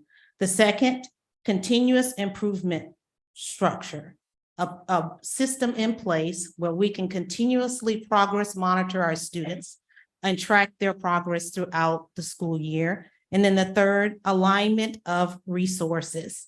We have a plethora of resources in the district, whether that's curriculum and textbooks, digital resources. We have a lot of things that we can use to improve student outcomes. This instructional framework was an opportunity for us to bring it all in one place for our instructors to make it easy for them, smooth for them to deliver instruction in the way that we would have them. So that's the purpose of the instructional frame, to provide clear expectations of student and teacher behaviors across the district. In doing so, we were hoping to paint a clear picture so that no matter where our students transition across the district, the experience is the same for them. And that we understand when we articulate well our instructional vision, it ensures consistency in instruction from school to school. There we go. If you move on to the next slide, please. So when you take a look at the instructional framework, the anatomy of it, if you take a look at the slide, there are various components. I want you to focus your attention onto the bullets that are highlighted on the side. If you heard Ms. Harris mention before, some of the common themes that we hear throughout an instructional framework are, you have a shared understanding and commitment to set educational goals to guide instruction and learning. Other things you have is all leaders, educators understand that common language. So what you have is a visual of what the anatomy of it looks like. So of course you would have your vision, the key components as you will see in the next couple of slides, key indicators which describes the behaviors that we would like for all teachers to display. And later on, the student behaviors we would like for them to exhibit by the sheer base of improving the student experience in a classroom, engagement. So things we would like to see are collaboration, engagement at the end of the day as we implement this across the system. If you go to the next slide. So there are a couple of benefits that we wanted to talk about as it relates to the instructional framework. If you can think about in the very center of this particular slide, you have accreditation, Cognia. And if you can think back to 2018, 2019, bringing us all together, for the first time in the history of Charleston County School District, we received our 5-year accreditation. And what this framework does is it brings all of our practices up under a central umbrella to provide that consistency, a coherent framework for being able to operate, to provide excellent teaching and learning across the system. To maintain accreditation, some of the things that we talked about when Cognia left Charleston were that the things that we need to have was a well-articulated curriculum, which is what we talked about earlier in our former presentation, that was aligned both vertically and horizontally. The next thing was assessments that were aligned to instruction as well as the curricula. Evaluation, a way for progress monitoring what we have happened with our particular framework. So those are some of those benefits, and we like to keep that going by centering everything under this one big umbrella. So the diagram that you see before you is our instructional framework as it stands today. And so the question is, how did we get here? How do we identify these 4 domains as the ones we would focus on here in CCSD? This is not new. The State Department adopted, I believe 3 years ago, SCTS 4.0 rubric. It has traditionally been used to evaluate our teachers. What we're proposing is that we use that to coach our teachers. And this is what this model represents for us as a district. The 4 areas that we selected were intentional, as you've heard today: assessment, instruction, planning, and the bigger piece, learning environment, which has everything to do with the culture that we establish in our schools and our classrooms. Under each domain, you'll see some clear indicators. Those indicators came from a lot of different places, because one of the first things we wanted to make sure that we did was to conduct our research appropriately by reaching out to other districts, digging into the scholarly data to find out what are the best practices, what are other schools implementing across our nation. And so these are the most common areas. And so underneath each, you'll see clear indicators. And right now, as it stands, what you are seeing are the teacher behaviors. Those teacher behaviors that no matter what building you go into will produce the outcomes that we want to continue to see here in CCSD. And I want to say, and it's important to say, that this is a living document, so it will continue to morph and change and grow throughout the year as our needs in the district continues to grow. So underneath each are indicators now. The domain that we are hyper-focused on this year is the instruction domain. That domain, because that has everything to do with what we deliver to our scholars each day. And in that domain, our deputy superintendent at our CES also charged us with reintroducing something that's been here in the district for some time now, our mastery teaching model, and getting clear about our expectations for what a quality lesson looks like every day, regardless of classroom. There are key components that should be present to ensure that information sticks with scholars. And so heavily embedded in that instruction domain are Madeline Hunter's 7 steps for instruction, which could include your anticipatory set. It includes your instructional piece. It includes you checking for understanding. It includes, which has to happen, opportunities for students to work independently. It includes direct instruction that has to happen. And more importantly, ways to assess to ensure that information is being retained by our scholars. Mrs. Harris, if I may, thank you so much for overviewing that so well. What's important for you board members to know is that we didn't just make this up in CCSD, right? I see a lot of retired educators behind me, Ms. Jenkins over here, several friends I've known for a long time. This is based on, yeah, thank you. Yeah. I see you, Miss Althea. I hadn't ignored you. Don't you worry. I think what's important for you to know is this, Maggie, if you'll go back one slide, is based on national best practice, what we know about great teaching and what we know brings about outcomes for kids that are positive. Secondly, making sure this is consistent across the system will ensure that we're able to continue to do great things for kids like we just overviewed. It makes sure that great instruction looks the same at Charles Pinckney out in Mount Pleasant as it does downtown at Sanders Clyde for our students there, as it does on James Island. So having a standard look for, what do we look for when we go into classrooms and we see teachers teaching? We want to see high expectations for all kids, not just kids that look one way, right? Or come from one zip code. So this framework, this isn't anything new and revolutionary, but it's a consistent framework based on national best practice. And Maggie, the next slide, just like Ms. Harris said so well, one back. Thank you, lady. Just like Ms. Harris said so well, key look-fors, what are teachers doing? More importantly, what are kids doing to ensure that they achieve their goals? So thank you. Ms. Harris, thank you so much. Dr. Davis. So we're gonna turn this part over to our principals. They're gonna close us out and then we'll take questions. So, Ms. Malone. Good evening. I'm Janice Malone, principal at Sanders Clyde Creative Arts Elementary. I am serving in my sixth year at Sanders Clyde. Before that, 11 years at Matilda Dunstan. And before that, 9 years at Mary Ford. So my work has always been in high poverty, high challenging Title I schools. And what I've found over the years is that in schools like mine, we often have a greater percentage of students, a greater percentage of teachers who are either first-year teachers, new to CCSD in South Carolina, or new to Title I schools. And because of that, we face many challenges because our number one goal is to increase student achievement, student progress. We always want to see growth. But when you have teachers who are young, they're new, and this is foreign to them, the challenge continues year after year. And oftentimes, because of that, we experience high teacher turnover. And so because of that, I knew from my years and my observation that there are certain things that I need to make sure was in place.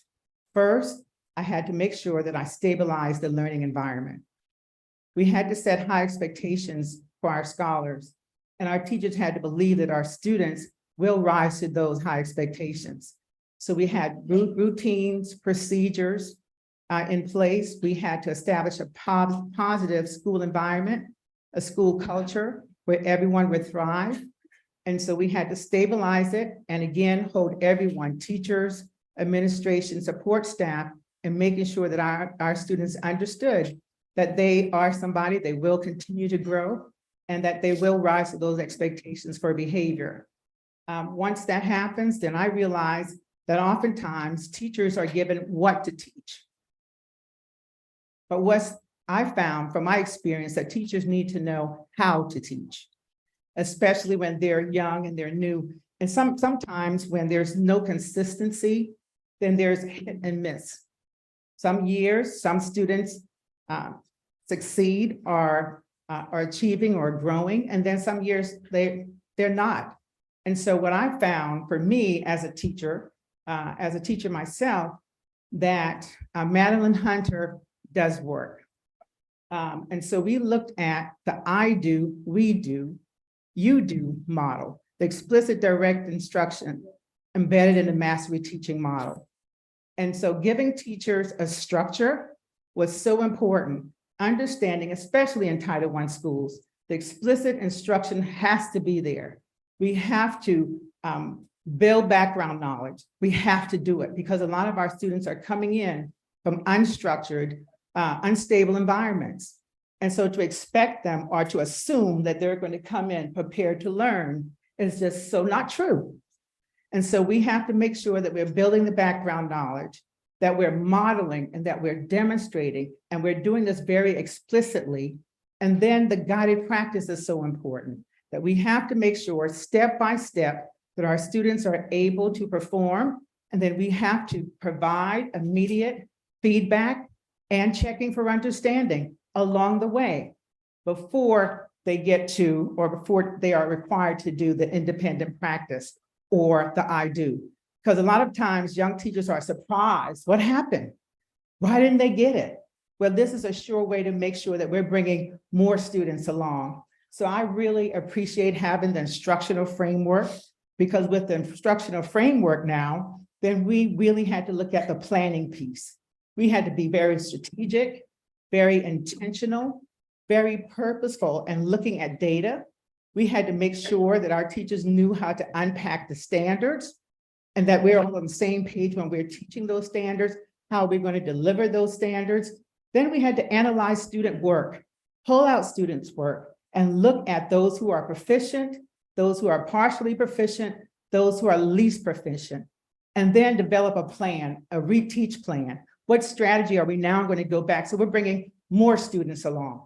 That's the important thing. We want to make sure that we have that safety net for all of our children to come along. So the PLCs, where we have discussions and professional development, that piece is so very important.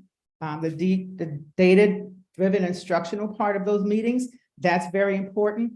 And then we start, because of that, we're empowering teachers.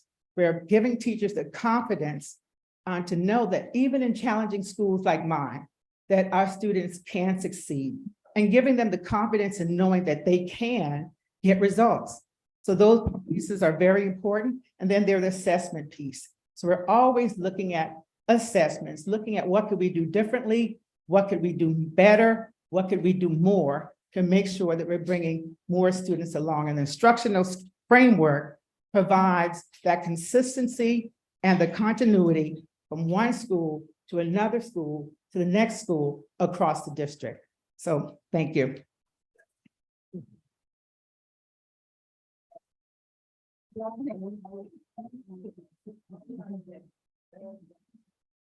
Good afternoon. My name is Kevin Smith. I am the proud principal of C. Williams South Campus. I'm both a CCSD.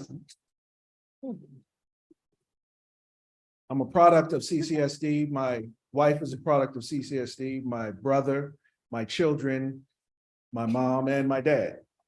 So I have a vested interest in CCSD. I started my career at Brentwood Middle School. I moved on to be an administrator at Morningside. I then became administrator at School of the Arts, and now I've served at C. Williams, which is also the middle school that I attended. So I have a vested interest in this. I was very excited at the CES when we heard about the instructional framework. They will tell you. The reason why is because it is important that we have, as Dr. Gallion says, a standard of care. that everyone gets in our system. Madeline Hunter's 7-step model is tried and true. We don't need to make anything up. This is a profession that we have had, teaching has been going on for a long time, teaching and learning, and that's the business that we're in. And so the point, though, is how do we scale this up? Because in some schools, you get a lot of professional development because where the students are entering requires their trajectory to be moved up quickly because they may be on a path to crash and burn. As Ms. Simmons said, some students enter more prepared than others. This system, this framework is important for all students because it works for all students, not just for those who are the ones who are struggling the most. So it's very important. I'm currently doing my terminal degree in education systems and improvement science. And one of the things that I notice in our system is that many times we don't have practices across the system. And so we are leaving a lot of progress on the table. That's why this is so important to me. It makes me excited, not just for my school, but when I know that all of our teachers not only can have the same professional development and have a good framework, but I also know that they are also able to learn from one another. That's a very important part of any systems improvement. When you look at the instructional framework, they couched it in the PDSA model, which is a improvement cycle model. Our goal is always to improve. The gains we have made are great gains. I believe we can make more gains if across the system we have collective efficacy. Dr. John Hattie is a researcher who has looked at all of these factors and how do you impact student achievement. Number one is collective efficacy. If the effect size is 0.40, which is average, when we look at, and I'm just going to share this because I love Dr. Hattie's work, prior achievement is a 0.65 effect size above the average. Students' socioeconomic status is 0.52, students' home environment is 0.52, but collective efficacy is 1.57. Research tells us that across the system, if we implement practices across our system, we will see improvements. There is no question about that. And that's what made me so excited about this. So I could talk, I don't want to try to do what Ms. Malone does. She is a person who I look up to. She's been doing this work and has been doing it effectively. But I just want to reiterate, I want to echo that is very important as a crew team. And I use a crew team. I used this with my staff last year. You have many people in the boat. We all have to row in the same direction. If we are not rowing in the same direction, we are wasting energy and we're just going to be in circles. And that's really important. And so I say that is for teaching and learning, and that's for so many other things in life, that if we row in the same direction, I guarantee you we will see progress towards our goal. Thank you so much.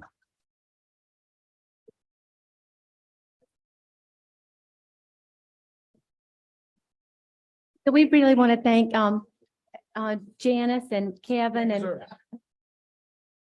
you might have missed your call, and Mrs. Smith.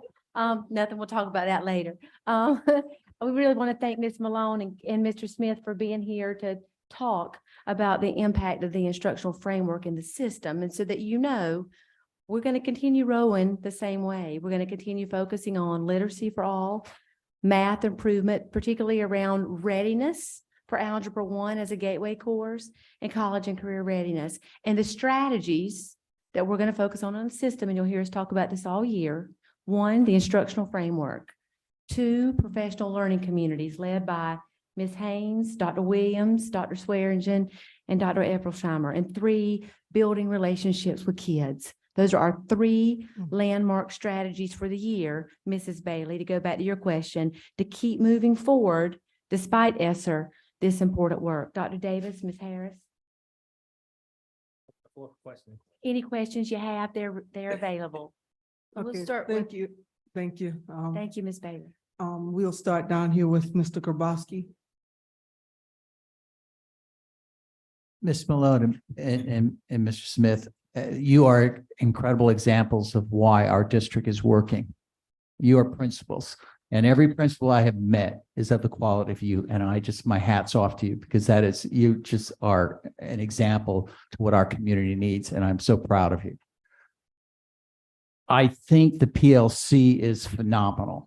I think that every principal I've talked to says it works. What I'd like to see, since we increase the steps, I would love to see our retired teachers come back and come on a weekly basis and attend these PLC, to help your first year students. We need to come up with a system like that and use our resources a little better, because it is just such an important thing. When you see schools that hold these PLCs, it's amazing.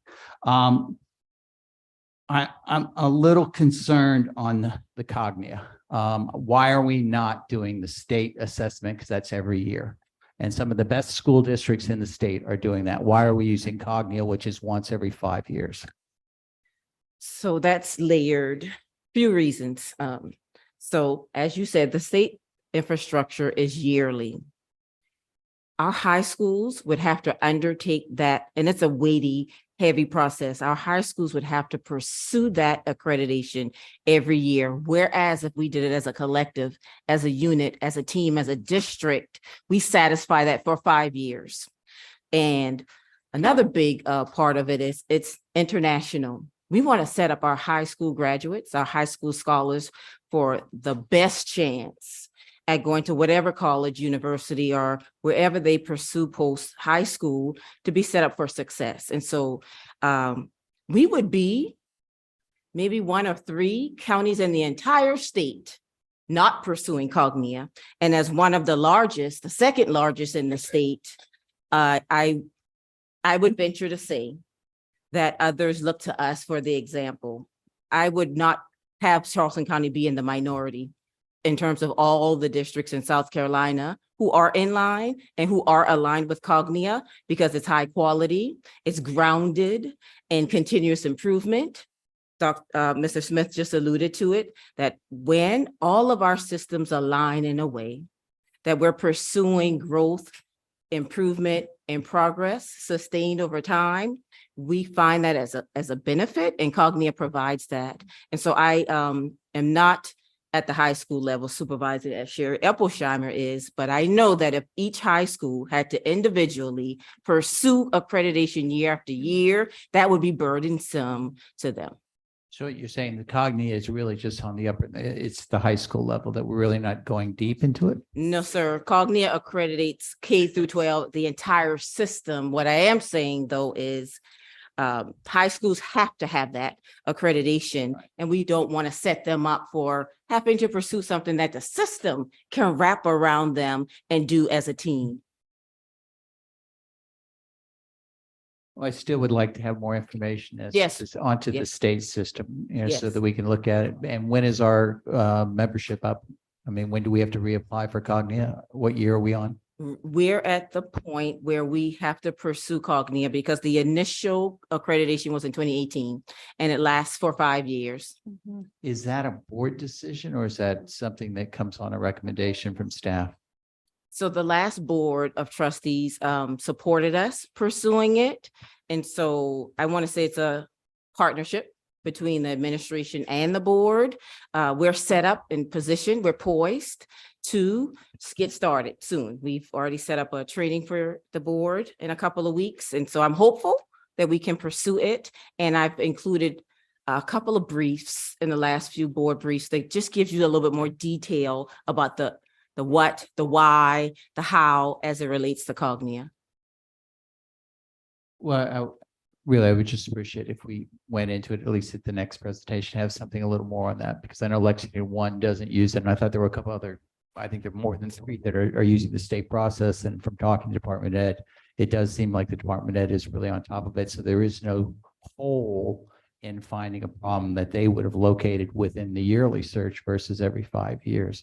But our core scores going up, and PLC is definitely something we need to look into. But I definitely would ask the district to look into trying to get more help using some of our assets, helping the other, schools that could use it to share what is working on the PLC, and because it definitely works. So at the Charleston Educator Symposium, we trained all of our schools. We initially started with a phase-in cohort by cohort, and I'm proud that we now have this consistency across the board where all of our principals, our coaches, our instructional leaders have the benefit of the same protocols, the same structures. Great, thank you. Okay, thank you, Mr. Krabowski. Ed? Chief, so my thought process there was the cognitive was what I was looking at. But so just 2 points of clarity. In the past couple of months, we've discussed accreditation. I've always interpreted accreditation to be at the State Board of Education. Is that not correct?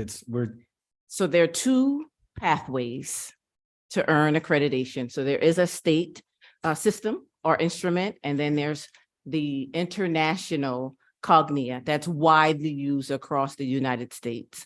And so in 2018, we pursued Cognia accreditation. We received it, but they flagged for us some of the issues around coherence in our system.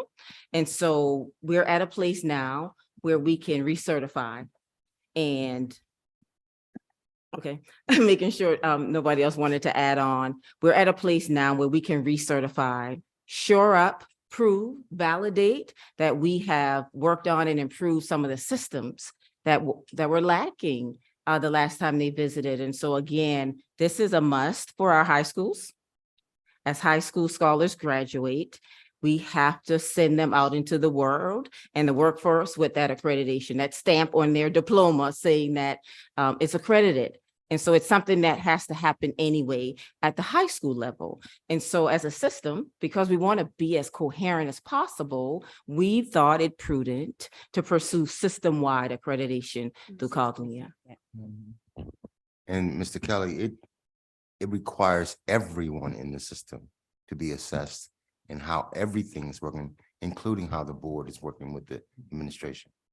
So the point of clarity then, we don't have an accreditation through the state. Cognia is in place of that. Right, exactly. Okay.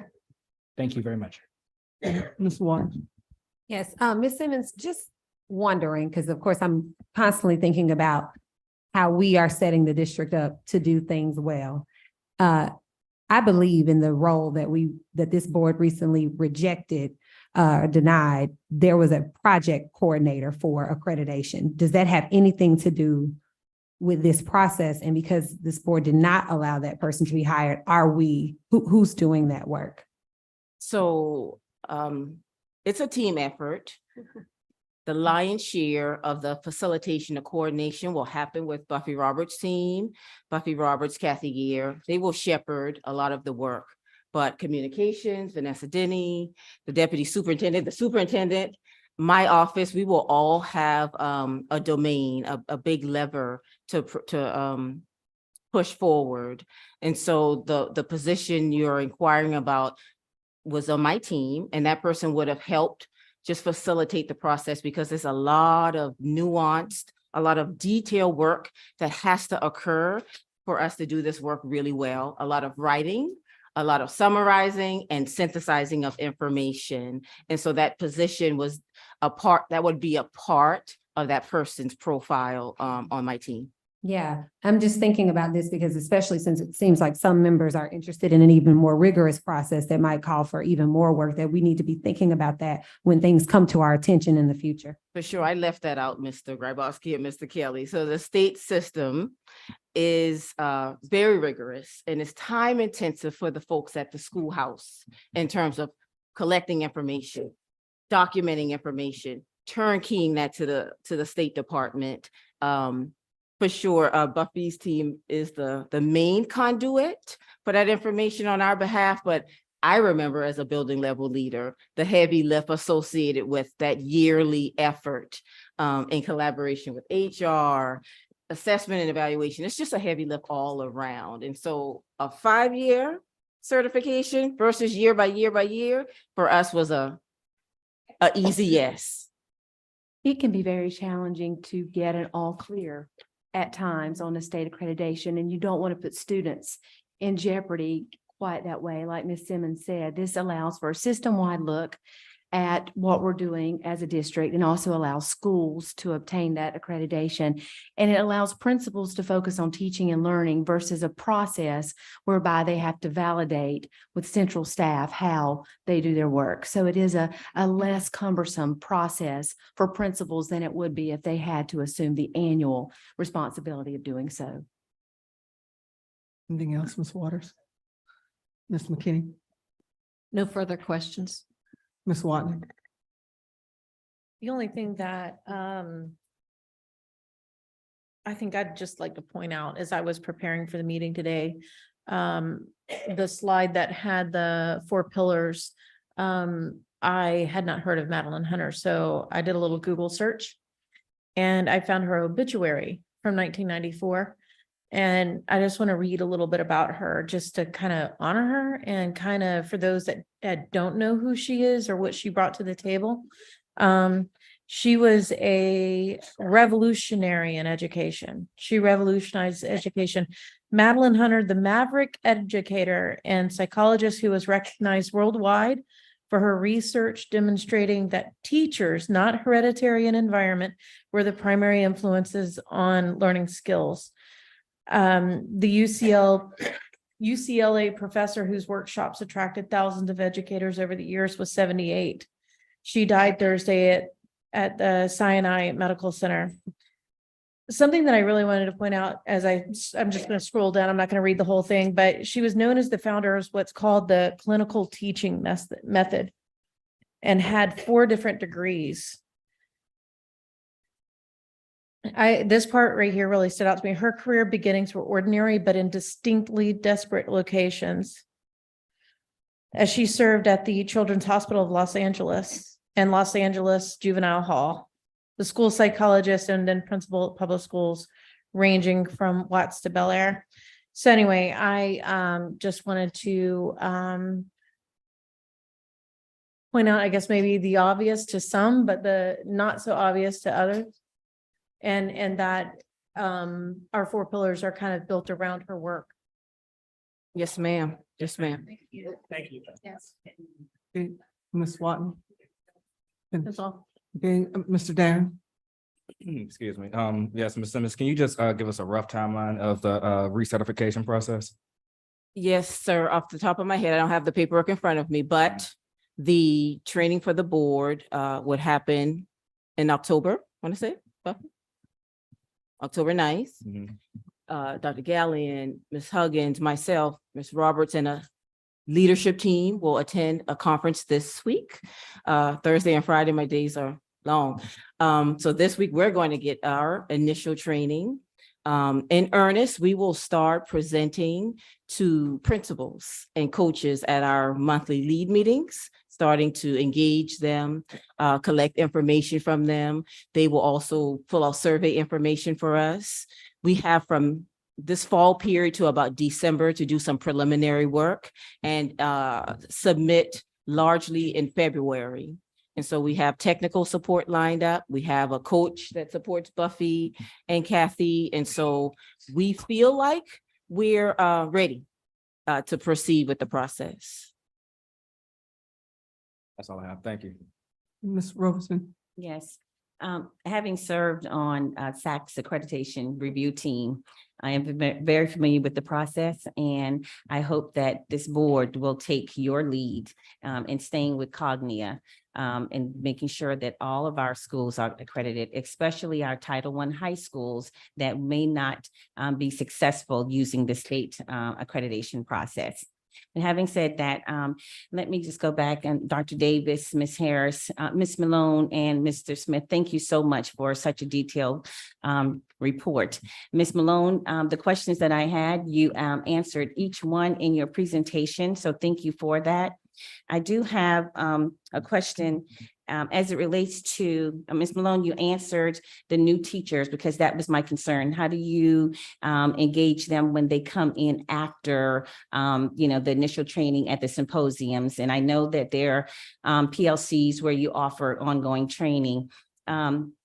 But how would you engage a new teacher that's coming from out of district or a new principal from out of district that you have to start from ground zero? I'm concerned about that because out in the rural area, we get a lot of new people all the time. So what does that look like? It looks like a lot of intensive, intimate work, bringing those teachers together, really building in them or instilling in them the belief, first of all, that all children can learn, making sure they understand the population that they're working with. Because as doctors have to understand patients, We as educators have to understand our students. And so when I say to them, we don't pity, we empower. We have to empower our students. So building them up to know that they have the confidence, making sure they have the confidence to do the work, but we're going to support them and we walk alongside them the entire way. And I think that's one of the things that the teachers have said at Sanders Clyde. They feel so supported because it's boots on the ground. I'm not in the office. I'm demonstrating, I'm modeling, we're answering questions, we're meeting after school. So they have to know that there's an open door policy, that they have access to experts, the veteran teachers who walk the walk and talk the talk. And so we spend a lot of time just providing support and meeting just with those new teachers because they build that collaborative efficacy too. And they have questions that other veteran teachers may not have. But it's very important that they know we can spend hours after school. And I pay my teachers after school, or if they want to come in on Saturday, whatever it takes. And first, I have to talk about the wellness of that teacher too. That's important, that they know that we care about how they're feeling, what they're going through, because a lot of frustration. As a new teacher, I started at Ashley River Creative Arts, and I realized that I just got in there and had to work on my craft. When you have students who are coming in who have the support of family, stability of a home, set bedtime, dinner time, the structure is there. So for me, but it wasn't for me, but for some cases, you just have to give the student the work and they can do it because they have families who read to them at night. They know that mom and dad are going to be there when they get home. They don't have to worry about the lights are on or there's no food. The traumatic experiences really dull the learning process, the brain of our children. So really spending time and getting teachers to understand the culture, the circumstance that our children come to them, that they're loved, their parents love them. They're giving us their very best, but it's a lot that we have to do with teachers in Title I school, just so they can get to the academic, to the teaching process. And so just spending a lot of time making sure they have that adequate support to do the job. Thank you. Ms. Temple. Well, first of all, I want to say thank you so much today. And I want to recognize Ms. Bailey and Ms. Watley for the agenda items that have related to teaching and learning. And I am so grateful to see so many people in our audience who can hear the work that is going on in the school district. I think that so many times we don't understand the intensity and the work that is going on. I was blown away this summer when I went to the Charleston Education Symposium and saw thousands of teachers in attendance with workshop after workshop after workshop on things that they were important for them to learn. And I think that tonight, just with the presentations from the principals, the presentation from the staff, I'm just so grateful to know that we have so much expertise in our system that we can be on a trajectory for greater success. And I'm very hopeful about that. And I, specifically, we've talked a little bit about the Cognia. As a former principal, I can tell you that trying to do a yearly accreditation process is so time consuming for the staff. I had to designate someone to actually help me be the project manager for it because it was so intense. And trying to do that year after year, it was a good process to do once, but not every year, because we need to stay focused on the work that we're doing in our classrooms, and it was just too much. So I'm glad we have a different process. And again, I just want to conclude with saying this has been a wonderful discussion of teaching and learning. I think that's why I ran for the board, and I'm so happy to hear what I've heard this evening. Right, thank you. Thank you, Miss Bailey. Oh, go ahead, Miss Bailey. I'm so sorry. I just wanted to tell, I believe it was Miss Malone, what she said. We don't pity our kids, we empower them. That was beautiful and an Yes, ma'am. excellent presentation. Miss Malone is a staunch leader in this district. We're very blessed to have had her as long as we have, and we hope we have her for many, many more years. I'll just wrap this presentation up by saying thanks to our instructional leaders for their focus on this and our associates, because it does take a concerted effort to make a system-wide change. And as board members, you've often asked us, how are you measuring this? So I want to make sure we leave you with how we're measuring this. So Lori Bates has led a team of folks. You approved a couple of months ago, Mrs. Simmons brought forward a contract for SchoolMint Grow. SchoolMint Grow is a system that will house these look-fors in the instructional framework. And that's how our principals will use that framework to give feedback to teachers, so that in real time, teachers get feedback on their teaching. They're able to monitor and adjust and make self-reflect and make adjustments to teaching and learning when necessary. It'll also allow us to aggregate as a system where we're seeing needs in the classroom. So let's say, for example, we have groups of teachers in certain areas that are having trouble with questioning at high levels for students. That will inform principals and Dr. Davis's team and Mrs. Harris's team to be able to offer professional development, so that the central office is truly a support system to schools as it's intended to be. So we'll get data, we'll measure how we're doing, we'll reflect on that data, and we'll give professional development based on that data, just like our teachers do with their students. Again, Ms. Simmons, Dr. Davis, and Ms. Harris, we appreciate your leadership, and Mr. Smith and Ms. Malone for being here. Thank you, Mrs. Bailey. Thank you. That was an excellent job. Yeah, Miss, what you asked me. Go ahead. Thank you very much, Ms. Bailey. Before Ms. Bailey takes us to the next item, I just wanted to acknowledge Ms. Huggins and Mr. Barowie. I just want to thank you very much for being attentive to when I saw the discussion in the community on one of the community pages about the upcoming item. I just want to say thank you very much for very last minute gathering everything and putting a presentation together for us for Cal, so that we can address the community concerns. Okay, Mr. Kelly. Yeah, Ms. Simmons, I'm sorry. And I do want to quantify, I'm not against Cognia. I know nothing of it. I'm just, as a trustee, I feel obligated to turn over every stone. Do we pay for that accreditation versus the state? Is there a difference to the cost?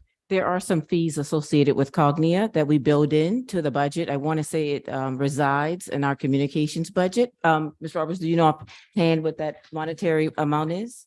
I don't know if it's minor. I'm just, I'm just wondering if we're paying like millions of dollars. I don't want to misspeak. I don't want to misspeak. I don't want to give inaccurate information. Can I get that information to you? Certainly. Okay. Yeah. It's not millions of dollars, Mr. Kelly. It's a per school fee. I think you said we want to make sure it's not millions of dollars. It's not millions of dollars. It's a per school fee and then an annual assessment fee, but we'll get that information to you in the board brief this week. Thank you. And the last half of that question is, if the decision was to go to the state versus Cognia, does the state offer a system-wide or more than 1 year option, or is it's just that? It's yearly. It's a Just yearly Mhm. and every school by themselves. Right. Seems like a slam dunk to me. Thank you. All right, no other questions or comments? We will. Just one other quick question, and I think this is really important based upon what Dr. Temple said. I really think it'd be helpful if we could just have one of your weekly meetings. I think it's going to be 100%. Your principals are going to say this, that the Cognia is definitely the better way to go rather than their experience with the state. And I think that would go a long way. And You'd like for us to poll the principals? Just a quick, just an informal that'll be poll. easy. I think Yes, sir. Very I'm informal, confident. because when is the application actually, when do we have to make the decision? So we're already in talks. We're already engaged with Cognia. And so I am confident that high school principals unanimously would say Cognia accreditation. From what I heard, I think you're right. Okay, thank you. We're going to move on to item 3B, Dorchester Road Elementary Schools update. Mr. Barowie. Thank you, Ms. Bailey. Mr. Reidenbach is handing out some hard copies. As Ms. Wally mentioned, we've just pulled together some slides here for this presentation. I didn't want to give you the entire presentation for Wednesday night in the interest of time, but we can certainly make all the slides available. What we've done is provided you some of the background and also a look ahead. This program dates back to 2019. The capital construction program is not something that is done overnight. It's planned well in advance. And in some cases, we have to make adjustments to that plan. This project was developed, like I said, back in 2019 for the sales tax program that runs between 2023 and 2028. The board made those decisions at that point, and right now we're at a position where we want to make the decisions to move ahead. This meeting and the community meetings that follow will give us an opportunity to gather input and come back to you with any potential modifications to that board approval back in 2019 to this project. The first two slides, I just wanted to point out that our construction program and our capital maintenance program, I think nest very well in the goals and pillars of this district, having a quality classroom space, whether it be maintaining existing or providing new, provide our leaders, teachers, our students, a quality environment to maximize their education. And in this case, with this early education center that's part of this project, it also includes a family engagement portion that provides some support for the wraparound service that we're really moving toward here as we progress in the district in the 2020s. So the next slide, there's a lot on this one I want to talk about and not a lot of verbiage on the paper. But what this shows are the three schools on Dorchester Road that are in question here: Hunley Park, Lambs, and Goodwin. The distance from Goodwin to Lambs is 2.2 miles. The distance from Lambs to Hunley Park is 0.8 miles. 3 miles between three schools on Dorchester Road. And you can see by the color codes there, the zones really do overlap. The gray is Lambs, the purple is Hunley Park, and the blue, which is a little more compact, is Goodwin in the lower portion of this screen. Again, back in 2019, I do want to point out that there was a mission critical effort among the district. Each constituent district had a separate commission that brought about recommendations separate of district staff. One of the recommendations from District 4 was consolidation of elementary and middle schools wherever possible in North Charleston. For those of you that don't know, we have 23 schools in North Charleston. We have 12 schools in Mount Pleasant. We have 15,000 students in North Charleston. We have 13,000 students in Mount Pleasant. So a pretty big disparity. We have larger schools in Mount Pleasant, and there was an initiative that has been employed by the board since 2000, and that's we are building schools, new schools for over 500 students. That's been a general rule of thumb, and that's what we've tried to guide by in capital programs, my predecessor, myself, and my successors as we move through this. In addition to that are the daily costs that are involved in managing smaller schools. The more money I spend on utilities, the more money I spend on grass cutting, the more money I spend on trash is less money in the classroom. In these three schools, we spend about 1.3 million a year. In a school of similar size on a single campus, we spend about 700,000. So it's $500,000 a year that I have to spend that I can't give back to the corpus to be used in the classroom. So that's the difference financially from just the operation side. That's not even looking at everything else, just from the operation side. So we came back after Mission Critical made that recommendation, and we saw this as an opportunity to consider. We looked at SC Ready in 2017. We looked at SC Ready in 2019, and it was relatively flat among those three schools. So there wasn't a significant improvement in those three schools. All three schools went down. All three schools went down in, two of the three schools went down in math, and there was a slight increase in ELA for those three schools in that 2017 to 2019 timeframe. So not the historic growth that we've seen with the most recent results, but we didn't see a lot of growth in that timeframe. So again, another reason to say, hey, could we do something different among these three schools? Next slide. So that led to the sales tax referendum. The yellow banner at the bottom, the board voted in 2019 to go ahead and consolidate those three schools and create an early education center. We then went forward in 2020 and got official approval from the board on the projects list for a new Lambs Elementary School. That was the site in the middle of the three schools, which was the most convenient from a traffic and a size perspective. It's the largest of the three campuses and does have a traffic light as well to control traffic on Dorchester Road. That was passed by the voters in November of 2020.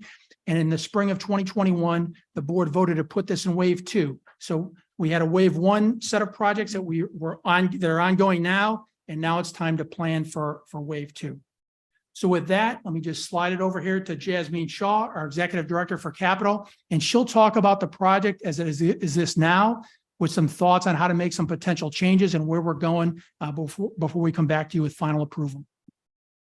Thank you and good evening. So the next slide for the project scope, as identified in the Phase 5 sales tax referendum, this project is to design, construct, and equip a new Lambs Elementary School, as well as an early learning and family development center. The combined budget for both projects is $103.7 million. As identified on the slide, the completion dates are as follows. So May of 2026 for the elementary school, and then May of 2027 for the early learning campus. In that same year, in August, will be the official occupancy of those two facilities. Also, the things that we do know about both projects. So the elementary school would be a two-story building. It would have all of the traditional classrooms, administrative suite, nurses clinic, multipurpose room, things we traditionally see in the classroom setting. The early learning center would be a one-story building. It would have all of those same components as well, because we're one of the considerations is to include the kindergartners as a part of that facility. So it would then include a cafeteria, some fine arts classrooms, classes as well. Our construction management firm that's for our Phase 5 sales tax program is Brownstone Management Group. The architect firm selected for this project is Jumper Carter Cease. Some items that we do have to be determined right now, and that's very essential, and to make sure that we stay on track, is to decide what the grade and site configuration will be for these two facilities. Also, as Mr. Barowie mentioned, the Family Development Center configuration is also important. And I'm going to segue to Ms. Foxworth to just give an update on the Family Development Center process. Good evening. Like we did at Mary Ford, one of the things we always do is pull the community. Mary Ford opened during the pandemic, so it was hard to do that prior. But once a grade configuration and where it's going to be is established, we will definitely get community and teacher input and family input. One of the things with these early learning centers is the community part family development center is going to be the same. It really is going to be based on what the community needs, what the students need, and what the families need. So as soon as all this is finalized, that'll be the next step, is going back out to the community and saying, what would you like? What resources do you need? And we'll go from there. That's how we did it at Mary Ford. Okay. Thank you, Ms. Foxworth. In transitioning to the next slide, we have the three different options for grade and site configuration. The very first option, I call this the original, what was presented back in 2019. 1,200 student school. It combines all three schools together. So Lambs, Goodwin, and Hunley. This configuration is 1st through 5th graders. It does provide a holistic approach and bringing all the schools together. For options 2 and 3, as we look at the numbers today, if we were to combine all three schools and what the projected growth would be in fiscal year 26, we have about 900 students if we combine all three schools together. And one thing that we were looking at is that we don't want to open a school day one and we're already at full capacity. And so the two options, options 2 and option 3, provides either combining Lambs and Goodwin for option 2 or Lambs and Hunley for option 3. This would be our next size down, which is a 900 student school, 1st through 5th. Also, what you'll see as a common thread for all options is a brand new 500 student infant through kindergarten classroom. It would accommodate all three schools. The only difference is that options 1 and 2 is putting the early learning center at Goodwin campus. And option 3 is having the early learning center adjacent to Lambs on the joint base Charleston property, which would then require us to have a lease agreement with them. All right, if we move on to the next slide. So this is the actual recommendation. And as we look at the three options, we chose the recommendation to have a single campus. So early learning center on the joint base Charleston campus and have the brand new Lambs 1st through 5th on the same campus adjacent. And so this would be, I'm certainly not going to go over every single detail, but I did want to highlight again that the Joint Base Charleston, this option would require a lease with the Joint Base Charleston for 500 students, Early Learning Center. Jeff, do you have anything else you want to add? Real quick. So just the data point related to this recommendation, this is the recommendation as it stands right now. It is modified from what was approved by the board. We are going to take community input on the 13th and 19th, and Jasmine will show that timeline here in a second. And we're continuing to take input from the school communities as well. We know that there are issues that need to be addressed, and we want to make sure that we present to you an informed recommendation with answers to the questions that we have received over the course of the next couple of weeks. All right, and then the very last slide is just our next steps. It goes so on September 13th at Lambs, we will have a community meeting regarding this particular presentation. And then we'll have a second community meeting on September 19th. That will be at the Zucker campus for the same presentation, just to provide those opportunities, as many opportunities as we can to the community to come out. Next month, based on the feedback that we get from the community, we're actually going to have a comment card at the meeting, and community members can check which option that they like. They also will have a space on the card to put whatever option they feel like is the best for them. But in October, we'll come back to the board for a potential grade and site configuration. Next steps is, of course, to work on our brand new early learning center. So our design team, Jumper, Carter, and Cease, will start in the month of November. We'll then transition to the permitting process, and then we'll wrap up design with the new Lambs campus in February. Construction is scheduled to start in June of next year in the summer. And so that will continue from summer of 2024 through summer of 2026. All right, pending any questions that you may have. Okay, Ms. Watley, since you brought it before the board, you wanted to ask your question. Thank you, Ms. Bailey. I appreciate that. There's a few questions that community members had online, and I'll start with what will the impact be to the Title I schools? We'll need to determine that based on the configuration. So we have a number of different options in the configurations. We'd have to take a look at the numbers when we finally get to Do that. all of the options pull all the Title I into one place, or is it going to be blended? If all of the students are in one place, then we would add up all the numbers directly. But if it's two of the three schools, that would be those two of three schools. So we have to add up all the numbers. Okay, and then another question that they had is what about the job losses? So in my time here since 2014, we've made a lot of adjustments in the school district, including consolidating schools in the past. And I'm not aware of anybody losing their position. Everyone has a job. In the end, we have enough attrition in this district every year. In fact, just as an example, we had a building construction teacher that lost a position. They came to work for me in operations. We were able to find that individual position. So I'm confident that whatever changes are made, there will be employment for everyone in this district. Can we guarantee that? I'll guarantee the sun will come up tomorrow. But I won't make a guarantee like that because I don't control it. I just have a lot of confidence in the team. As far as certified educators, Mrs. Watley, what we do is work with HR. In the past, when we, and this sort of thing goes way back, superintendents, where there have been times where we've consolidated campuses. We work with HR to ensure that teachers are placed based on where we have vacancies. We try to work within those so that they're placed close to their homes. In fact, again, I'll reference some of the folks behind me. I think they've been part of school closings in the past. So we would work for certified educators. As far as our classified team goes, we would also work to ensure that folks that want to continue to work with us, we can make that commitment that they will have some sort of work in the district. Yes, ma'am. And so this next question, it kind of takes me back to Lincolnville. What about the individual schools as they exist and the culture that they have cultivated in those places? And I've especially heard this feedback from Hunley Park.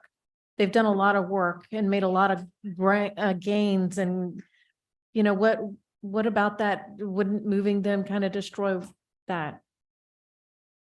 So I'll just say again, the decision was made in 2019 based on the results at that time. And if you look at what happened before 2019, I would suspect we didn't have a significant amount of progress in those schools. There's no doubt that has been the case, and that's due in large part to the community that's been developed by those principals. But I would suspect that if you bring up every principal in the district, they'll tell you about their community. And I suspect that we would all agree that they've got a great community. So if there is a change made in the district, I have complete confidence that the principal in charge of that organization will enhance the current community, develop the community, and make it a winning solution in the end. So I can't replicate it, but I can just say that the schools that we have, I think to the one, have great communities now. So something that you did with Lincolnville is when you closed Lincolnville, the community was very upset, but you allowed that principal to transition with those kids. Do you have something kind of along those lines in mind for allowing those kids to go with the people that they're familiar with? I'm gonna turn that one over. I'm sorry to put you guys on the spot, but So at the time, Lincoln, I wasn't part of the Lincoln middle high school, the closure. All the students at that time, the decision of the board was for those students to transition to Wando High School. And then the principal did transition to Wando with those students. Yes, ma'am. So we would work with the principals and the communities. If, again, I think Mr. Broey's presentation referenced the feedback that they're going to continue to get from communities on this, because again, this was a prior board decision. So we would work with principals in the communities. In fact, you referenced Hunley Park. I think Dr. Gathers, if she would stand up, she's one of those schools at Hunley Park that Ms. Simmons referenced early that has experienced. Dr. Gathers, stand up, girl. I don't want to stand up. She's the principal who has led her team to remarkable growth and achievement. She's one of those principals that has led to over double-digit gains this last year. And so we know that the community she has built at Hunley Park is exceptional. So any impact that these decisions the board makes now would certainly honor the work of the three principals at that schools and the community wishes as reflected by the board decision. so then my last question is going to be, is there the potential or possibility that we can take these very pointed questions from the community and develop an even fourth option?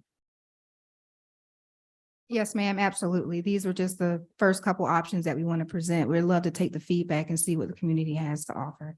Thank you. All right, Ms. Temple. Few things. One question I have is, what was the rationale for option 3? So in looking at option 3, it created a single campus where if a parent had an infant and a second grader, they can go to one campus and drop off their child at that single location. But what was the rationale then for keeping Goodwin as a standalone school? So one of the big reasons for providing options both 2 and 3 was feedback that we received on having a school of 1,200 students. That's truly the reason why we developed an option to drop that number down, even though I mentioned obviously the operational savings with having a larger school. There was also a concern by having a school too large in a Title I community. And so the option of a 900 student school and options 2 or 3 was brought forward for that reason. That's the real reason why those 2 were brought forward. Okay, and then the other concern I have is around the class sizes. I'm concerned about, keeping our class sizes lower. So with this option, if you thought about, what the class sizes will be, and then what will the allocation be of support staff? Because sometimes when you're merging schools, You're losing, I don't know, you could be losing assistant principals, you could be losing guidance counselors or whatever because of our allocation system. Sometimes that doesn't work very well. I'm so glad you asked that question, Dr. Temple. This year, we are going to take a look at how CCSD allocates all schools at the elementary, middle, and high school level. And part of that recommendation that we bring forward to Dr. Gallion for consideration, I think, based on principal leadership and feedback we've already gotten, will take into account whether schools are Title I. And so as we look at whichever option the board decides to pursue here, we would certainly continue to allocate students or teachers for students based on a standard allocation formula, which I think will take into consideration its Title I status. Well, and then that also brings me to the fact that we have Title I schools and we have wraparound services. So even when we have a school of 900 students, we still have a percentage of students who are Title I. Like the whole school could look like, it's great, but it's like, I know some of our schools out on James Island, we have populations of Title I students that don't get the wraparound services. So I'm concerned, like when this configuration is, that we keep the services and the allocations and the class sizes to standards that are important for achievement and student support. You're spot on, Dr. Temple. What, Mr. Burley? I was just going to add to the allocation discussion.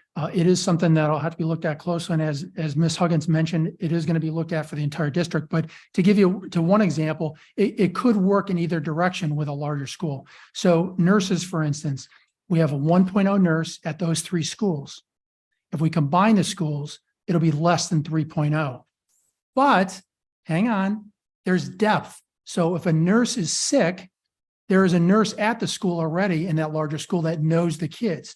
If a nurse at the 1.0 school is sick, I'm sending somebody out there that doesn't know the kids. So there's a benefit and a loss from having the change in something like that. Okay, and then the last thing I wanted to just say, because I was involved with merging 2 schools, School of the Arts and Academic Magnet.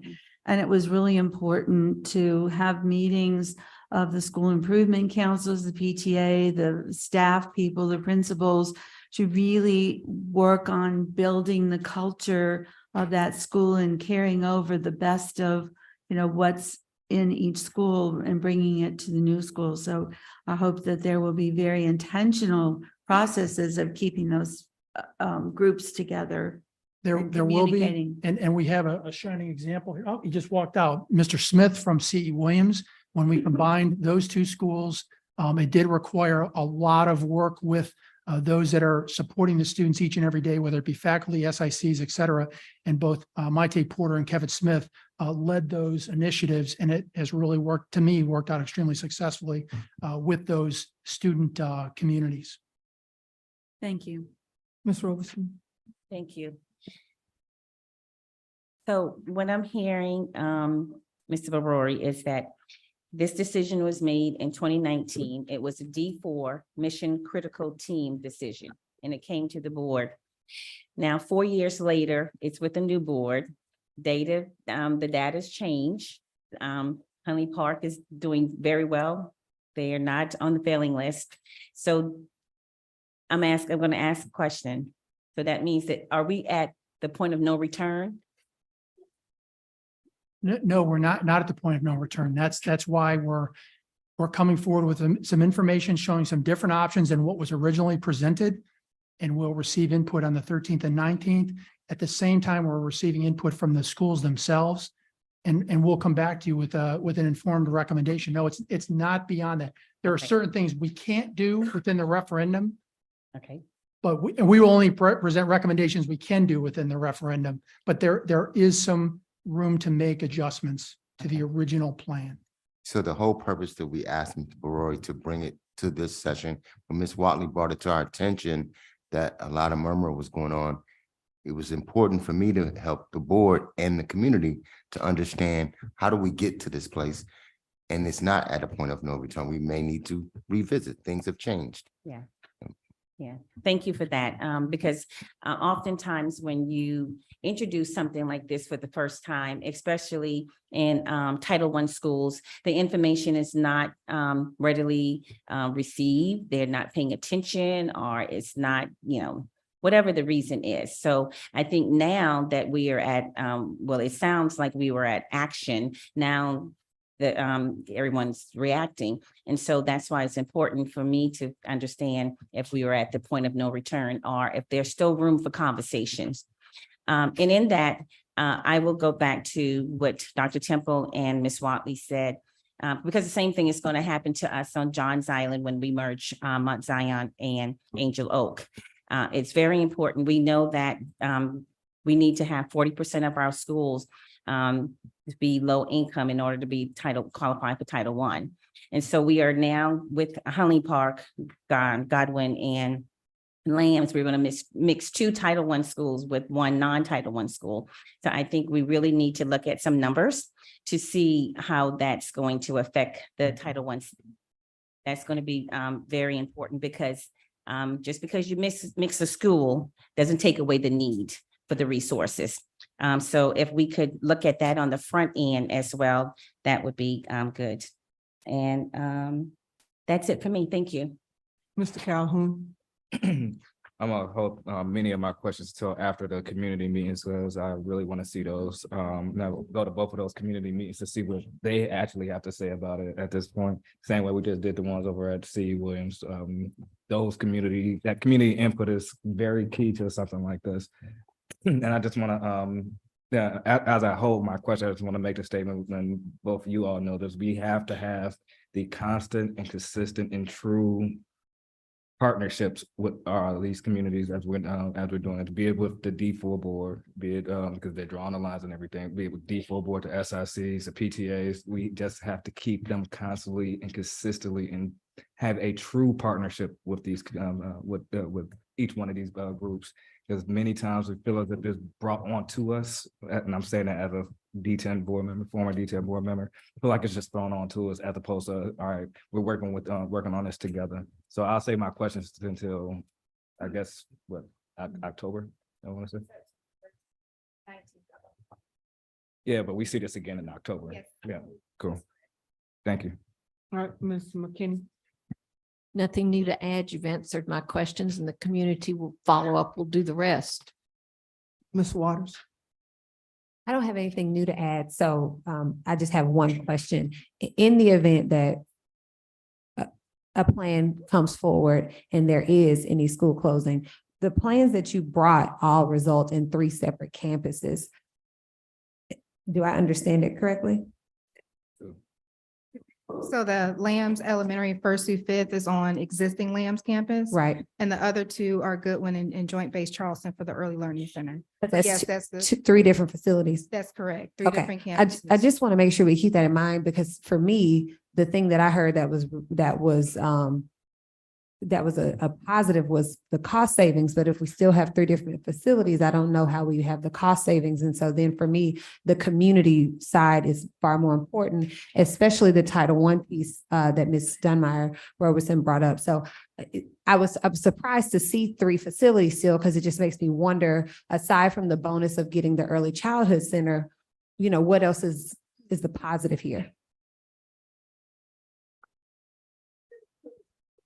Well, So I said I didn't have anything new to add, and No, I no, lied. I'm so sorry. I just want to make sure that I understand your question. So, but in the Lambs 1st through 5th, of course, the existing Lambs would be demolished, so that facility would come down. If the Early Learning Center goes to Joint Base Charleston, Goodwin would still be, in play. The campus would still be there.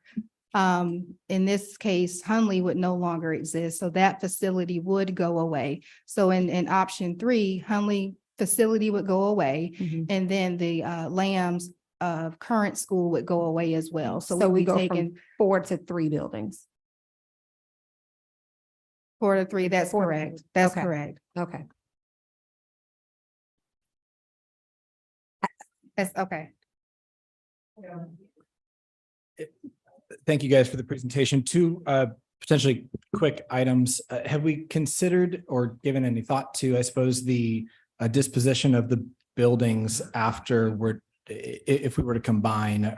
Is the intent to sell the property, offer it for one of the charter schools that's looking for space? Have we thought about what we might do with them? So at this point, we haven't put a significant amount of thought into it. We just want to make sure that it's either repurposed. Right now, the original buildings at Hunley, Lambs, and Goodwin all were built in the late 1950s, early 1960s. There have been additions on 2 of the 3 campuses, newer buildings.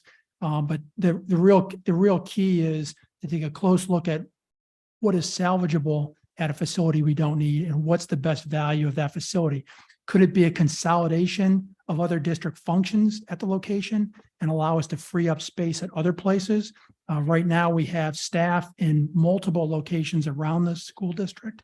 That would be certainly something that could be considered. We also obviously have a need for athletic facilities in the district.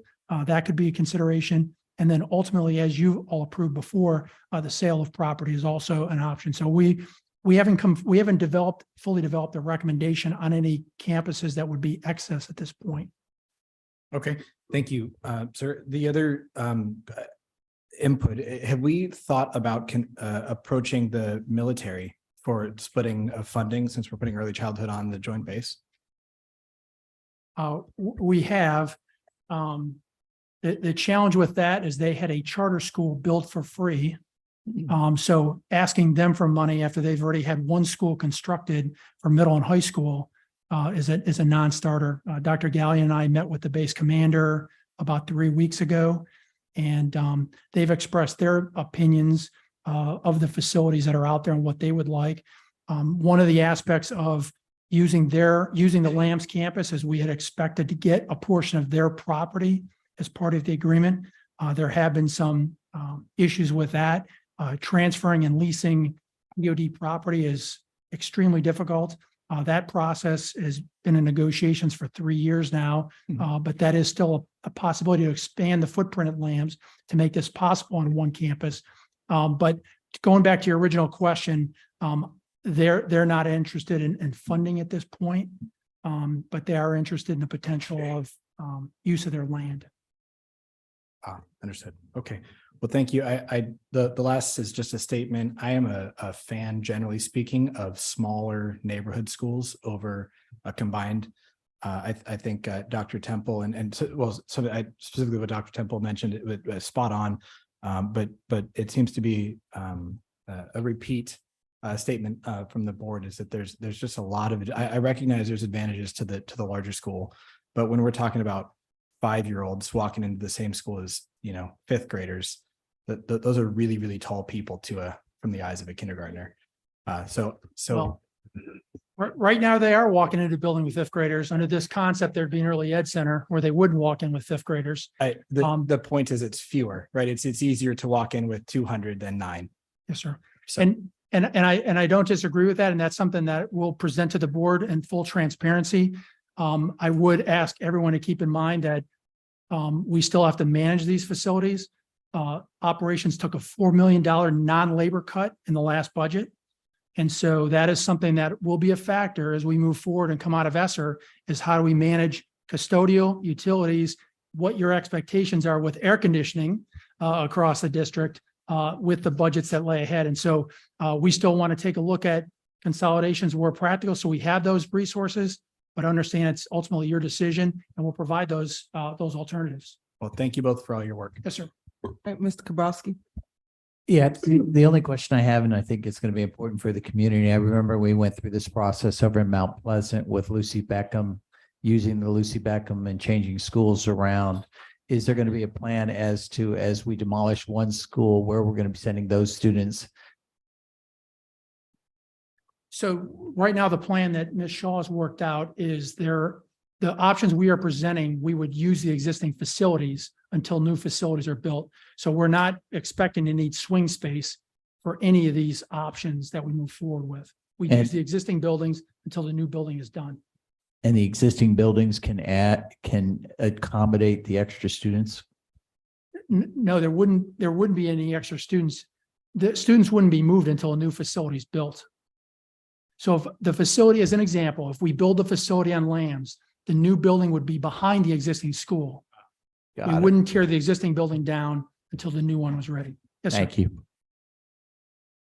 Okay, my question is, will there be an option for the existing staff to be able to transition to the new buildings? Mrs. Bailey, we would work with HR to ensure that staff can transition either to a new building or to a place closer to their home in an area that they've either worked or in an area for certified staff for which they're certified. Mr. Brigman's worked through that before. Mr. Brigman, do you want to? Yes, Mrs. Bailey, we definitely have a process in HR when schools have closed or been combined to work with all staff. Certified staff, as Mrs. Huggins mentioned, are under contract, but we start early, especially knowing how many people might be impacted, and have actually had a recruitment type event for teachers and for classified employees. So we take care of our staff.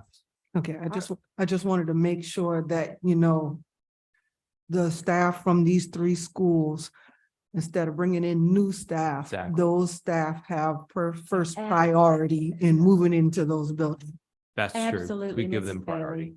Absolutely. Particularly, we really value our classified employees and their connection with the community and family. So we would give them that first option, and we would work through that with the principals, similarly to how we did over when Lucy Beckham was built and the number of students decreased at Wando. So we certainly would. Our staff is, again, the gains we're making with students are a direct result of the adults in those buildings and how they're working with them. And we value that and want to make sure they transition to positions that they've been in or comparable positions that they're comfortable making a transition to. Okay, thank you. Yes, ma'am. Any other questions? I just wanted to ask about the early learning center. Is going to have 500 students. Is that adequate? I don't know. I've heard that we have still have a lot of students on waiting lists. So I want to be sure that this facility is adequate. Yeah, that is adequate for this area. We do not have any waiting lists right now at those schools. We had some, but we've worked through those as students have left or transferred or moved. So currently we don't really have any wait lists at those schools. And we currently already have between Goodwin and Lambs, we already have the early Head Start classrooms that we allocated. We just put those together. We have the Head Start classrooms. And so we've already kind of set up for whatever ends up happening. The good thing is some families have, because of being child development, think that there's not a place for them because we do an assessment and we do have room for growth if more families want to participate. Okay, any other questions? I'll take the last question if nobody else. But so before we transition on to the next session, I do have one last question, Ms. Barowie. You actually jogged my memory. There was something else that a community member asked me to inquire about, and that's how many schools don't have air conditioning and which schools are those? I was a little bit shocked that we actually have schools that don't have air conditioning. So air conditioning installed or air conditioning working? I just want to be clear of what your question is, because there's 2 different questions here. Well, so touch on both then. Pardon me? Address both. So there are a couple of facilities in the district that do not have air conditioning. It wasn't installed. That blows my mind. Correct. Which schools are those? We have the gymnasium at the old St. Andrews Middle School campus. We have the gymnasium at Clark Academy, at Satima Clark, and we have the gymnasium at Ashley River Creative Arts. So gymnasiums were the last thing to receive air conditioning in the district, believe it or not. In fact, the first high school built with air conditioning was West Ashley High School, and that was only 20 some years ago. So at one point, all of our gymnasiums did not have it. Ashley River does not have air conditioning because the agreement was made to keep that gym on campus when it was not needed. There's a multi-purpose room built in that school. The agreement was to keep the gymnasium there without air conditioning. Satima Clark, we're working on a plan to install it. Right now, we put in big box fans. There was no intention for that school to continue operating. We had actually closed it and brought them back. So there was a gap there. and St. Andrews Math and Science is not used by any of our high schools. St. Andrews Middle School, the former campus of the Rocks High School, that gym does not have air conditioning. We don't use it for any high school sports, so we didn't install it. So that answers the question of what doesn't have air conditioning. But you have a plan of addressing the schools that don't. No, I don't. I do not intend to put it at Ashley River Creative Arts. I do not intend to put it at St. Andrews Middle School. We have elementary schools without multi-purpose rooms. And I'm going to go put air conditioning in a extra facility for a school. I'm not really supportive of that. You all can, I can certainly bring that forward, but I believe developing multi-purpose rooms at elementary schools is a higher priority than putting air conditioning in a couple of facilities that are above and beyond. Has the district looked into, instead of the traditional, I don't know, 5-ton, 3-ton, whatever it would take, central heat and air, what about split units?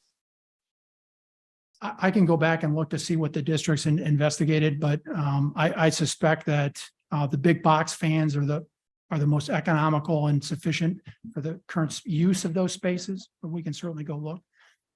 Yeah, this is definitely an issue that's got my attention. So, and then the other part you were going to address. So we have multiple facilities that have individual rooms that are down, and it changes on a daily basis. I know Mr. Hamer is probably sitting behind me somewhere, scratching to answer this question. But I will say that the number of service calls we received over the past few months is no different than what we received the previous year. What's different is that the temperatures are probably 10 degrees higher than they were consistently last summer. And so when air conditioning goes down in a room, it heats up a lot quicker and we get complaints faster and we can't accommodate it like we'd like to. In addition to that, we've had parts delays across the district. And if you Google school district air conditioning problems, you'll be amazed at the number of districts that have 100 times worse problems than we're having right now. That doesn't make an excuse for us, but I'm just saying, I think this is a nationwide challenge with supply and demand and the temperatures across most of our school districts. So on any given day, there are air conditioning units down, some of them for multiple days. Mr. Hamer does his best to get it fixed as quick as possible when there are no accommodations for the classroom to be moved. And that's the first thing I expect. And I know it's inconvenient, but there are schools that have excess space to move classrooms to a space that is air conditioned in the interim. And if they can't do that, we look to provide temporary units. We have a small number in-house. They've been in the field since day -7 before school started. But we are continuing to rent them as well. So we provide temporary air conditioning where possible for these schools. So I can list the schools that I receive on a daily basis, but it does change every day. Okay, so and just one more thing, and then we'll move on. When you're preparing to bring that to present to us, would you mind also looking at, if you haven't already, the effectiveness and cost savings of split units versus what we've traditionally had? Because those can also save not just economically in the purchase of them, but also energy efficient. They're much more energy efficient. So with that, we will move on to items. I have one more question. Okay. One quick question I want to ask Ms. Foxworthy. What specific areas will this new early childhood center be affecting? Who all would be able to enroll in that early learning center? Sure, it would be the school zones of Lambs, Hunley Park, and Goodwin. Okay, just in that area? Yes. Oh, okay. Okay, we'll move on to item 4, audit and finance. And with that, I'll turn it over to Mr. Grabowski. Thank you. This is what audit and finance was looking at a week ago. I won't go through this, so you're lucky. I will give a brief overview so that the board can look at these documents and be prepared, because there's some serious issues that we need to be thinking about. I mean, some serious issues. The first one is the $96 million worth of bonds that we'll be issuing. And this is to build 4 schools under, and Mr. Burley, please, and Ms. Carlin, please correct me if I overstate this, because this was very confusing. Fortunately enough, we had two of our wonderful bond experts in presence, Cindy Clark and Jay Glover. I do want you to know that some of the movement that we did recently with the money, I think we actually, it looks like we're online and collecting almost $6.8 million of interest, which was much higher than the 6 million we had anticipated with the movement of the bonds. So they are very active. This is something we have to constantly watch because the market is changing radically and the projections are unfortunately are not good. The sales tax projections are been off for the last 4 months. So the revenue coming in is, and we're looking into this very heavily as to what we're getting from the state. So everything that we look at in audit and finance right now is critical as to staffing, as to expenses. The great news is staff has been doing a wonderful job in keeping the expenses down. So, but these revenues that we're going to be looking at over the next 3 to 4 years on these bonds is serious to be taking into account.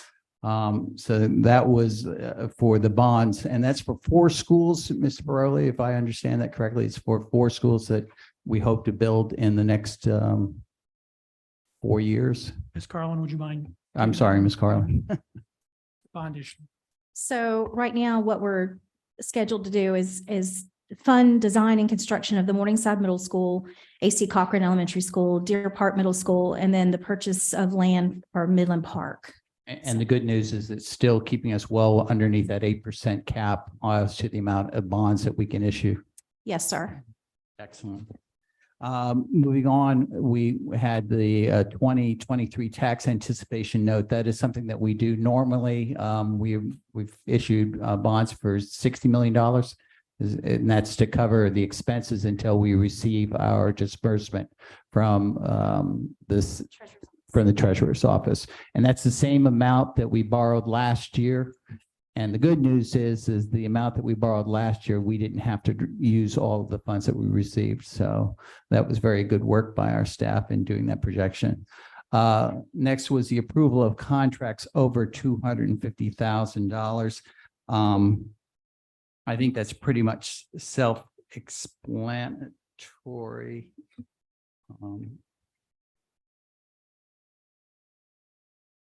One thing I think you do need to look at is that we're spending a lot of money on IT. This is going to be the C4. Mr. Calhoun, you can always step in and correct me on this one. C4 is a designation that we give our schools that their operating platforms are not being supported anymore on the IT side of it. So that we put them at a higher priority of replacing them. And right now it looks like we're going to replace about 18 of the 31 schools that we have classified on that. Why that's important is we're going to need to fund next year the remaining schools on that C4 list, which means we'll have additional schools as the IT starts getting older and older and older. But I feel very confident in the IT staff of jumping on this, keeping on it. This was funded in the past using ESSER funds, and this year we have rolled it into the general operating fund. So that's going to be something that everybody needs to look at. But the C4, if you start looking at schools in your district, the priority of that is based upon, it really is just that by the age of the system and the needs for the funds. It's not, I'm sorry, let me interrupt you. It's not general fund. We're actually rolling this into sales tax funding. Yes, sir. I'm sorry, sales. That's So okay. this is going into sales tax funding, which is even better. Is that going to be true next year? It'll be sales tax next year. Yes, sir. Excellent. That's even better. So we're using our sales tax money wisely. The capital programs, technology, we've already talked about. And most of these documents are, when you look at them, you've just got to understand something that the poor operations department is being faced with something that we all know is happening, and that is that the cost is going up on everything. So you will be seeing, they will be reporting on some changes, and it's just started to go up on some of the building contracts that we're already involved in. So I think this is why the LAMS discussion is very important to get moving on, because the cost of these schools is going through the roof. I forget what Mr. Burley had given an example of. I think it was like $200 a square foot, and now we're up to $400 a square foot. So, and it's not going to go down. And then we had our monthly capital projects report.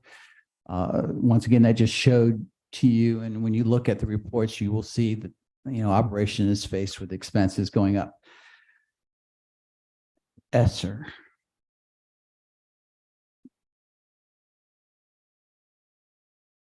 I don't know what to say.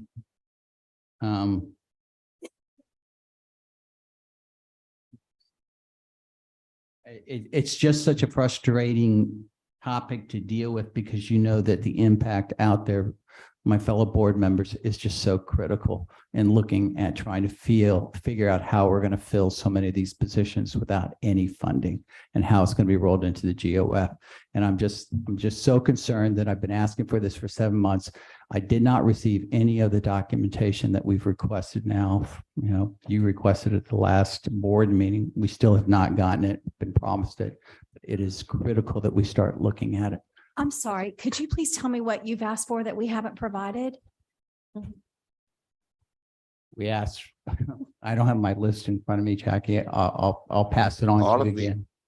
All of the documents. No, sir. No, sir. I mean, my department has diligently given you, I believe, everything you've asked for. So this just took me by surprise. Yeah, sorry, Jackie. This wasn't directed at you. Okay. And you have produced everything that I have requested, Jackie. A specific request was made of Mr. Cobb's documents. Mr. Cobb, it was told to us that it was going to be going to board docs, and it didn't go to board docs. You have not they're loaded into board brief. You will be receiving that document soon. Thank you. General public in all transparency.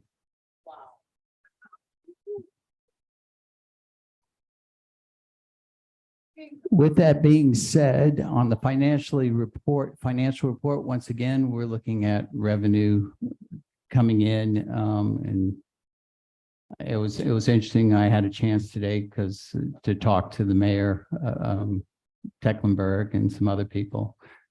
Yes, sales tax issues are a major concern with everybody. As to the amount of revenue we're doing, I know Myrtle Beach really took a major hit over the summer. So it's something we're going to have to watch very, very carefully on our projections. So that's about it. Mr. Calhoun, is there anything I missed?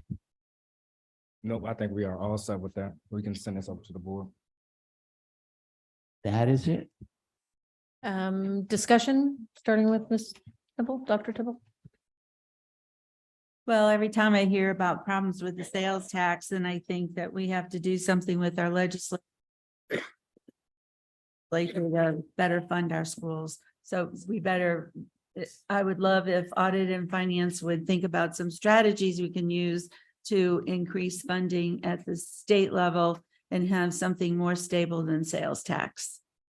And I think Ms. Carlin was doing a really great job in inquiring into why we were seeing some of the difference in the funding being received from the state. So, we just didn't have the answer. We got a raw number, but, there's got to be, whether it's the formula or some other issue, but we do need to know why the state's cutting back on some of this funding. I believe she was talking about sales tax, whereas the monthly financial update, that's local tax revenues. Yes, sir. Absolutely. It gets confusing, I know. Good question, Dr. Temple. And it's something that we definitely need to address. Dr. Temple, are you done? Ms. Riverson? My question is to Mr. Barori and the cost of the building of the schools. It seems like there are delays in the project. So do we have too many projects going on that's the delay? So we went from paying $100 a square foot to now $200. So what's going on with that? Can we talk about that?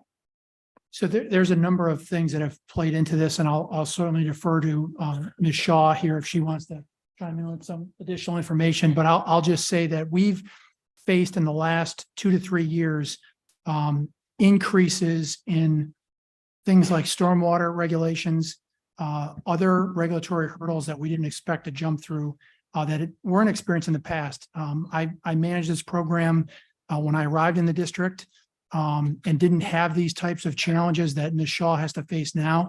So that's been the biggest problem that's added to the timelines. It is the increase in scrutiny to meet the regulatory requirements. That's really what it boils down to. We have, once construction begins, we have experienced supply chain issues that have dragged along projects once the construction began. And that some cases results in change orders that are higher than what they would have experienced if the project was done on time. Is Shaw, anything to add to that? Just certainly. So just for example, some of our long lead items are switchgear for our schools, as well as transformers. It's taken, if we were to place an order today, it'll take us about 12 to 13 months to actually get it on site. And so it's real critical that we stay on task and making sure that we're able to place those orders as quickly as we can. And two projects that are actually applicable to this is AC Cochran, as well as Deer Park and Morningside. So we need the funding available to get approved, of course, by the board so that we can start ordering that material or those equipment. Okay, and my last question, I know this is probably in the weeds, but I would love to see a list of the C4 schools. I think you said there are a total of 18. I would like to see the total, the 18 schools. So to clarify, that's a good question, Mr. Robertson. That is for the buildings, the audio enhancement building systems. Mr. Naraki's on the line. Tom, how many of our schools are currently C4 for audio systems? We currently have 31 that are C4. With the ESSER and the sales tax together, we were hoping to get 26 of them done. Now with just the sales tax, we're hoping to get 18. Ma'am, I don't have that list in front of me, but I can get that in the next board brief. And again, as Mr. Grabowski explained, that's literally by the date of purchase or the age of the system rather than locations as far as when they get replaced. Right. And so to just add on to that, Ms. Robertson, so there isn't any confusion among the board members, none of our facilities, overall facilities are C4. Individual building systems, some of them are C4, like these audio enhancement systems, which Mr. Naraki's not been able to get spare parts to replace what's there. And we're also looking at new technology that provides better support for our teachers in those new systems, both for day-to-day teaching and emergency operations. Thank you. Done. Mr. Calhoun. I'm all set. Yep. Ms. McKinney? Ms. Bailey? I just wanted to say that I got to watch the audit and finance meeting last week, and it was very informative, and it actually answered all of my questions that I had. And I believe that we as a board, we need to be there to see this, whether it's in person or on Zoom or on YouTube, because it explains a whole lot. And I thank you guys for that. And that's it. Ms. Waters? Mr. Kelly? All right, with that, we will move on to item 5A. Mr. Kelly, would you mind if I start with Dr. Temple, since she's the one that added it to the agenda? Mr. Grabowski? If I could just revisit something, and I'll forward it on to you, Ms. Carlin. It was an August 24th email that I sent to the superintendent, requesting a long list of documents, and I'll forward it on to you. Dr. Temple?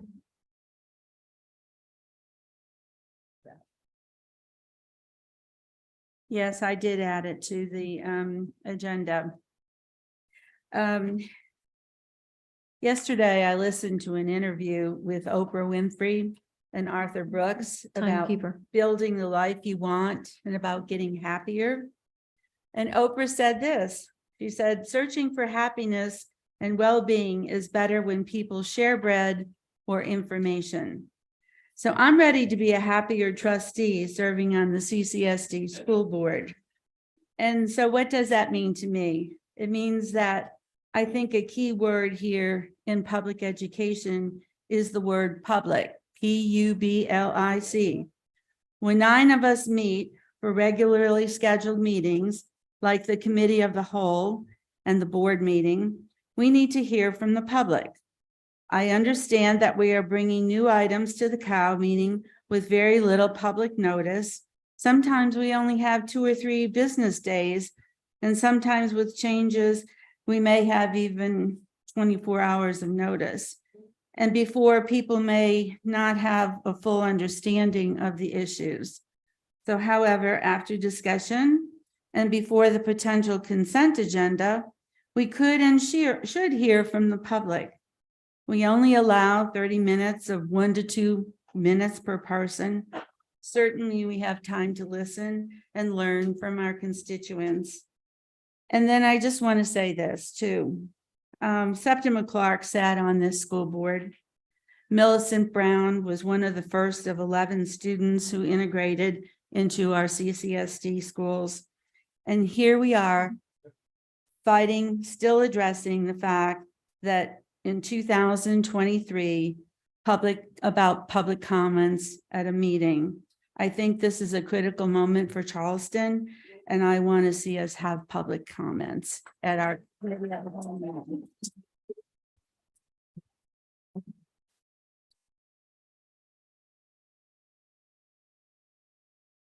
Ms. Roberson? Do we have the motion in a second already? It's.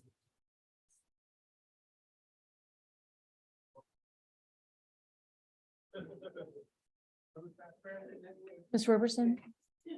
Okay. I was quite taken aback that one person was allowed to take public comments off of our agenda item. This was not something that the board voted for. This has been a best practice of Charleston County School District for years. It's just been a part of the quorum. And I believe that this is the only opportunity the public has to speak to us as a board at the COW meeting and at the board meeting. We should not take away that option. And again, we didn't take away that option. I believe one person made that decision.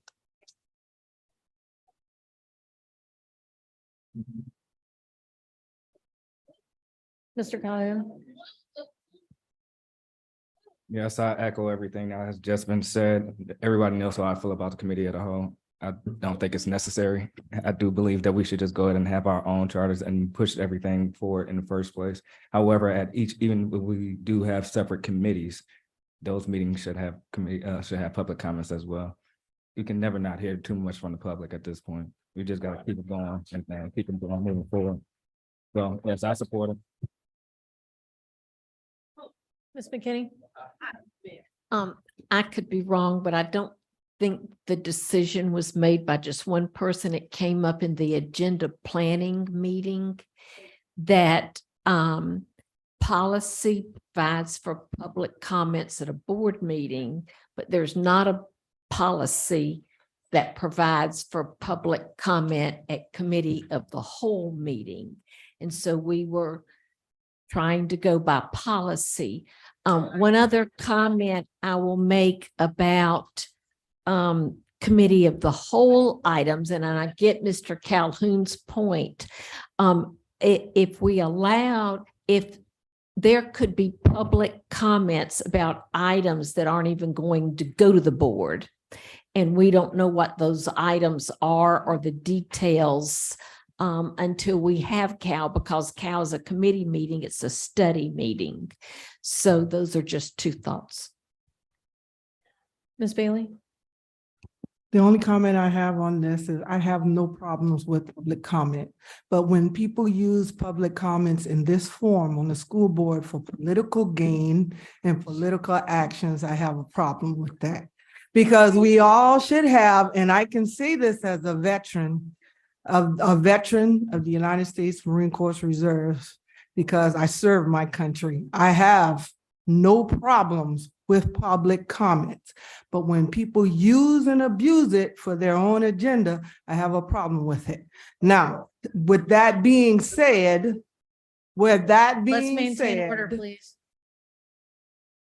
if we have public comments for a committee meeting per policy, then we should have it for all committee meetings. And if we're not going to have it for all committee meetings, then we shouldn't have it for no committee meetings. So that's my 2 cents. Okay, Ms. Waters? So a couple things. Our job is actually to hear from the public. And unfortunately, we don't really practice effective community engagement, which would be on a biannual basis, going to the public to hear from them about a range of topics that inform how we operate. We don't do that. We were trying to do that prior to last November's election, but this board didn't decide to move forward with it. So to not continue with the community engagement and then restrict the very few opportunities that people have to give input, we're not doing our duty by hearing from the public. Secondarily, I don't really like this trend of this board of only doing what the paperwork says. We don't only have to do what the paperwork tells us, and policies are guidelines. They're not meant to direct every action and decision. As a professional courtesy and in a community outreach, we have always had public comments at the committee of the whole, and it never had to be in policy. And the reason that I asked Dr. Temple to consider converting this from action to information is that my concern is that the intention of this board was to put the policy out there for it to be voted down and then therefore have a negative action against public comments on the record. We don't need that. We didn't need a positive action to make it happen because we did it out of respect for the public. And we certainly shouldn't be trying to take a negative action to make sure that they never come up again so far as we continue. We just need to have basic respect for hearing from our constituents, no matter what they have to say, because the reality is it's you today, it's me tomorrow. We are not all always going to agree, but we still have a duty in policy to hear from the public, and we don't do it in any other forum.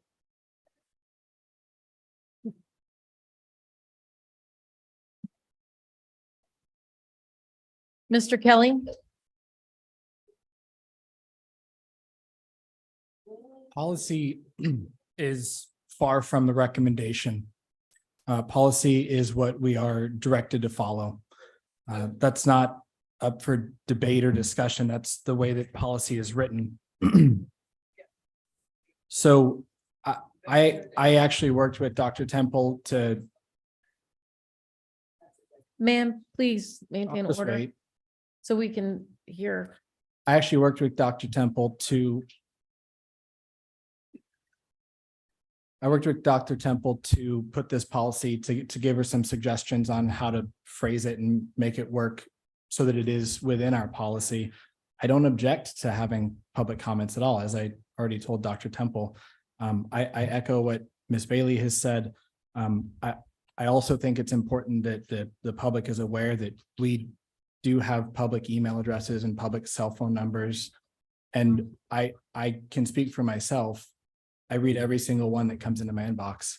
So I'm certain the rest of my board members do the same. So to boil this down to this is the only opportunity for the public to get a hold of us, I think is a bit, it's a bit of a straw man argument. So I'm saying. Mr. Grabowski? I have to agree with Mr. Calhoun. I would like to see Cal go away. I really would. I think at Audit and Finance, I would love to see public comment. I think public comment should be at the end of the Audit and Finance, because at that point we have, discussed it, and then the public has a more educated view. One of the problems I have with public comment at the beginning of Cal, in all the boards I've ever sat on, public policy has been at the end of the meeting, because then you have an educated position. And the problem with Cal is, once again, you've got all these new issues that we don't even know about, we haven't even discussed, and it just seems hard how you can't, be educated and say anything. I'm all in favor of public policy at the end of Cal. But I really would like to see Cal go away, and I would like to see, that's why, Ms. Temple, I really would love this to be information, because I do agree with Ms. Waters. I don't want to vote against, because I agree that we need public policy, but I would hate to see this as something that, the way it's set up now is not under the rules, but it would be better to have it at the end of Cal, as long as we have Cal. And then I would hope Mr. Calhoun and I and the rest of the board could figure out a way to get rid of Cal and get these committees set up properly. Are you saying public policy or public comment? Excuse me, public comment, Okay. I'm sorry, public comment. I just would like to see a better format that everybody's more educated. I'm all in favor of public comment at these committee meetings. And I agree with Ms. Bailey, you can't have it just at one and not at the other ones. But for audit and finance, definitely I would love to see it at the end of audit and finance. And I would hope Mr. Halcoon puts that in our charter or somehow, because that's something we do need to consider, because it's true. The more involvement, the better, but it has to be educated. So then I'm going to start off with what might upset you, and then hopefully you'll listen to the rest of what I have to say. But to state that public comments were removed unilaterally by one person is a gross misrepresentation. And it's not the first gross misrepresentation I've seen from certain board members to the public to incite the public against other board members. And you guys don't even know me. You don't even know me. So, okay, get that out of your system, because I want you to actually hear what I have to say.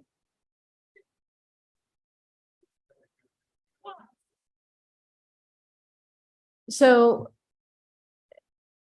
one of the things that I said, I have resisted removing public comments for months now. But I have been repeatedly asked by some of the board members to do it, mainly because of the length the meetings have been going, and it isn't just 30 minutes. The public comments have been dragging on for almost an hour. And I'm not complaining about that. That's not my complaint. My complaint has been board decorum.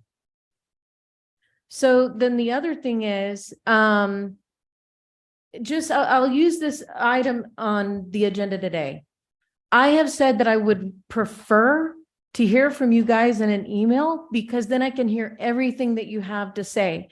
That's how I was able to then put that item on the agenda and have the district to address all of your concerns. When you come up in it and there's so many people, it makes it very difficult to hear really everything that you're thinking. My heart is to serve you. I'm not here to be against you. So if I can hear from you, then I know how to better serve you. But trying to rush through in public comments, and you don't even want to believe me, and I'm sitting here being transparent with you. Yes, really. At the same time, you don't want public comments. These are our children.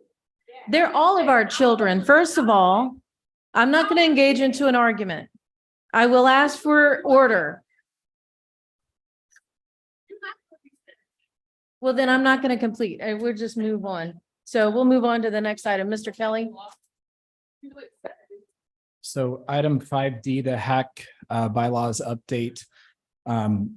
This is there was, I think, 2 misspelled words, a couple of grammar changes, and updated some language. There's a reference of an old committee that's no longer in existence. And so we're updating that to remove that, the reference to that committee. Per the HAC bylaws, this was given over to the Health Advisory Committee Chair as well, to allow her to offer feedback as well, back, I believe, in March or April timeframe.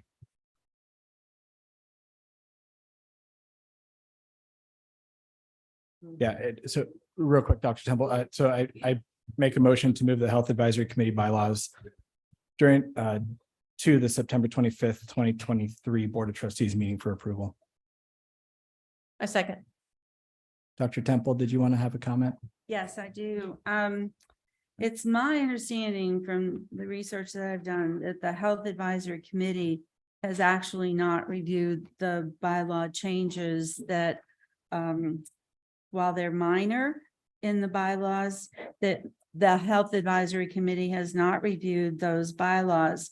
And certainly they are a group of citizens with a real purpose and understanding about the Health Advisory Committee. And so I think that we need to respect this committee and let them have an opportunity to review their bylaws and also then give us feedback about that. There's another issue here too, in that with Robert's Rules of Order, our Board of Trustees cannot change the Health Advisory Committee bylaws without a supermajority vote. So I have real concerns about approving this. Ms. Robertson, did you have any comments? Nope, I just echo everything Dr. Temple just said. Mr. Calhoun? Did you work with did you work with the Health Advisory Committee? Yes, sir. Like I said, the updates were sent to, gosh, her name is escaping me, but the Health Advisory, Dr. Cleveland, there you go. Back in, I believe it was March. Okay, and have y'all met since March about this?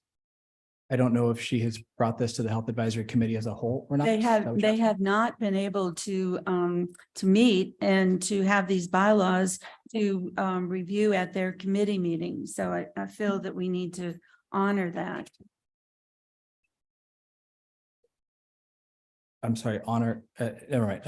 Honor Mr. Calhoun, did you have honor something their further? ability to review the bylaws before we make any decision about them. Yeah, I guess to finish up what I was about to say, we need to send this back until we can all sit down and actually do this as a partnership with their committee and their bylaws. Let them actually have some true input on these bylaws before we just start making the changes for them.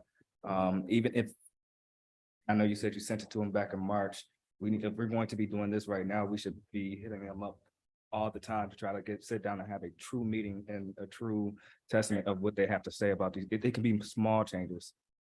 Still want them to learn, have input on this. And it's the same thing we're doing with audit and finance. We could have just had it on as an action for today, but we said, no, we're gonna put it on information. It is no rush for it right now. Let's just go ahead and just drag this thing out a little bit and have everybody voices to be heard on something like this. I didn't realize y'all didn't have a true meeting on this. That's it. Thank you. Ms. Watley? This is regarding the changes made to that did come before the board for discussion. Mhm. I think it was March. I just looked at it. It was April 20th. Okay. It's literally grammatical and spelling errors. It is. It is And literally replacing- grammar and even Ms. Paler has gone over it with us. But did y'all go over with them? Anything further? No, that's all. Ms. McKinney, did you have anything to add? So, all bylaws have a paragraph as to how they can be amended. And this says the board approves all bylaws, but can act upon the recommendation of the HAC. And then, of course, the board may approve bylaws after one reading. I have no problem with us postponing this till our liaison can meet with the committee. Ms. Bailey? I don't have a problem with the liaison meeting with the HAC, but why haven't you met since March April. or April? Why haven't you, this is all of September. Can you take the mic, please?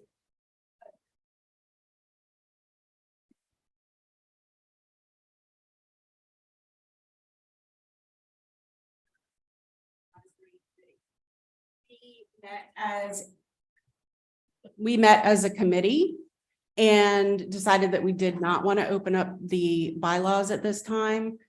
And although I did provide some initial feedback for you, you didn't take that into account necessarily.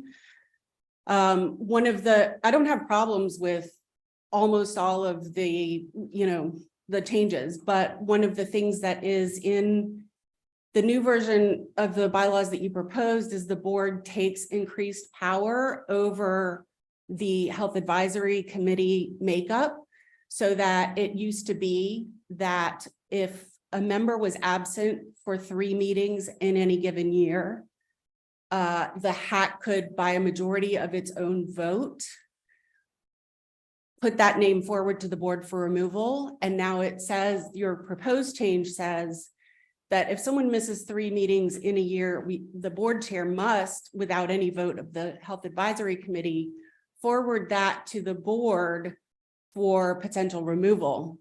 And all that, though that may not seem like a big deal to you, it takes some power out of the hands of the people of the Charleston County School District and into the hands of the board. Okay, but my understanding is, what I want to understand is how often do you meet? During the school year, we tend to meet monthly. We haven't met this school year because we are supposed to have our new appointments approved before we meet. And so we're waiting on the board to approve the appointment so that we have a meeting. But you received this since April. The new board is supposed to be put in place by August, but you haven't met since April. That doesn't make any sense to me. The issue is not, when we looked at it, we decided that we did not want to open up the bylaws. I haven't been able to run by these changes, what you have proposed to us, by the entire committee. And that's what we want to do in a meeting before we agree to any bylaw changes. As you know, bylaws are the rules by which a committee is governed. And it's important to think not just of us now in this room, but into the future. I just want to state for the record, that doesn't make any sense to me. If you had a meeting all the way in April and you knew this was coming up now, but yet you still haven't met to go over your bylaws. Sorry, I'm going to interrupt and speak. My name's Holly Kite. I'm the instructional specialist for Health and PE and the facilitator of the Health Advisory Committee. We at minimum have to meet 4 times a year, and we built that schedule out the beginning of the year. Our dates have already been set. We were supposed to meet for the first time next week, but we cannot do that. But we were past our last date. So unless we were to meet, again, it would have had to have been a special called meeting. And so when Mr. Kelly had sent the email to Dr. Cleveland and to myself to look at these, we didn't have another meeting set for the year. We had finished our work for that year. And I did reply and ask that we not look at any of the changes that he has suggested without general counsel being with our committee. And we have not had to have a meeting since then, and we have 5 vacancies up, but we can't meet as a committee until those appointments have been made. We always make those appointments in July, August, so we're ready to go for the year. And this has been pushed back to now September, and we cannot do our work. Okay. Thank you, Mel. Ms. Waters, do you have anything to add? No, Ms. Cleveland actually answered my question. Thanks. Great. Nebraska? I have to agree with Mr. Calhoun on this. I think it's, this is a committee and it's an advisory committee, and you're advising the board. I think it's behooving on the board to appoint the new members so that you can meet. I agree with Mr. Kelly. I think these are just, slight changes. You've brought up another change that I didn't really know about or didn't look into, but I do think that we can postpone. I would recommend that we postpone this and then get these appointments done, let the board look at it, because that's what, like audit and finance, and we've been working on it since, January. And I think we're getting there. And I think it's very, very important to have the changes with public input. Mm-hmm. My comment, I will add, just to set the record straight. Apparently there was an accusation that there was a removal of some authority. I'd like to just read into the record here the actual recommended language here. So if we'll start with the original. If a member misses 3 scheduled and properly notified meetings within the year, the majority of the HAC members may recommend a letter to,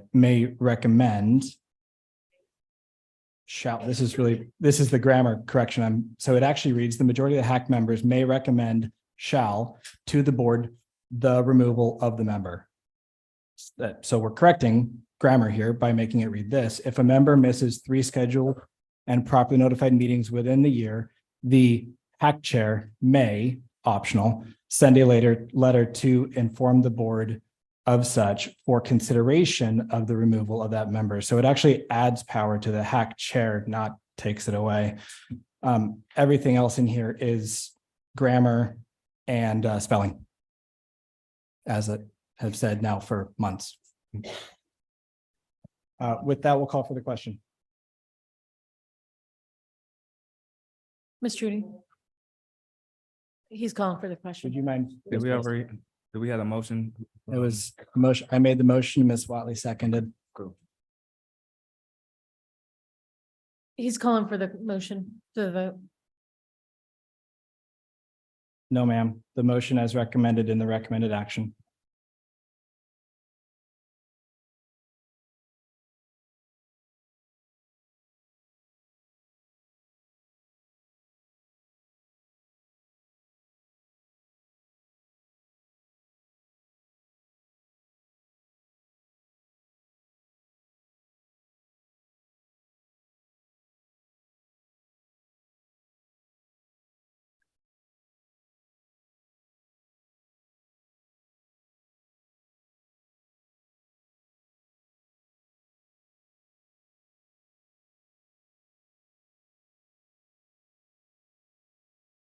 Ms. McKinney, I believe she's waiting on your vote. Oh, technology delays. Okay, item 5E, I move that we place an item on the executive session agenda for September 25, 2023 to discuss Health Advisory Committee applications. Second.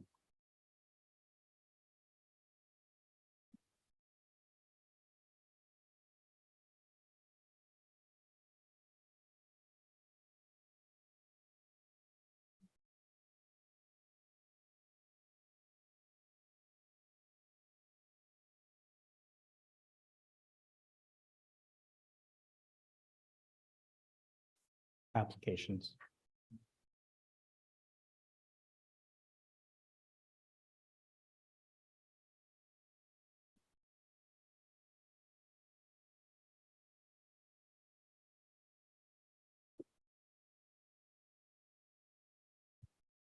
Ms. Trudy, would you specify, please, that that is for the 2025-2023 Board of Trustees executive session?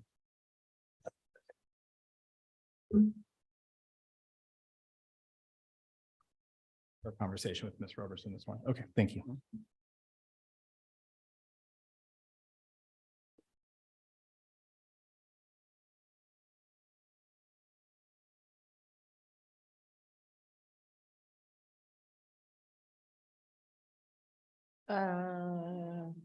I was waiting for you to, but She made the okay, amendment, you but it did. just but I isn't can't showing read it. up Okay. on the screen. Oh, well, would you read it as you have it written then? And because that's how we're voting, right? Okay. So it's just added executive session. Yes, Is- after the phrase Board of Trustees, writing the term executive session. Okay, thank you.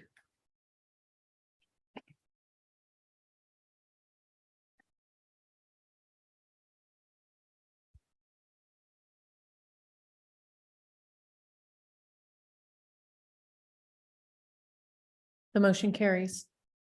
So we'll move on to item number 6, which is other business. Ms. Trudy, do we have any items moving to consent? 5E.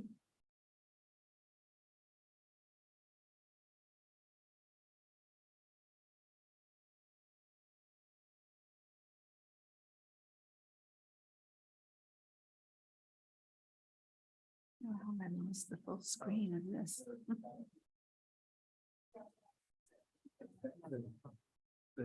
The motion was to add the item to executive session. So the board unanimously agreed for to add it to the agenda. I see what you're saying. It's not going to be on the board consent item.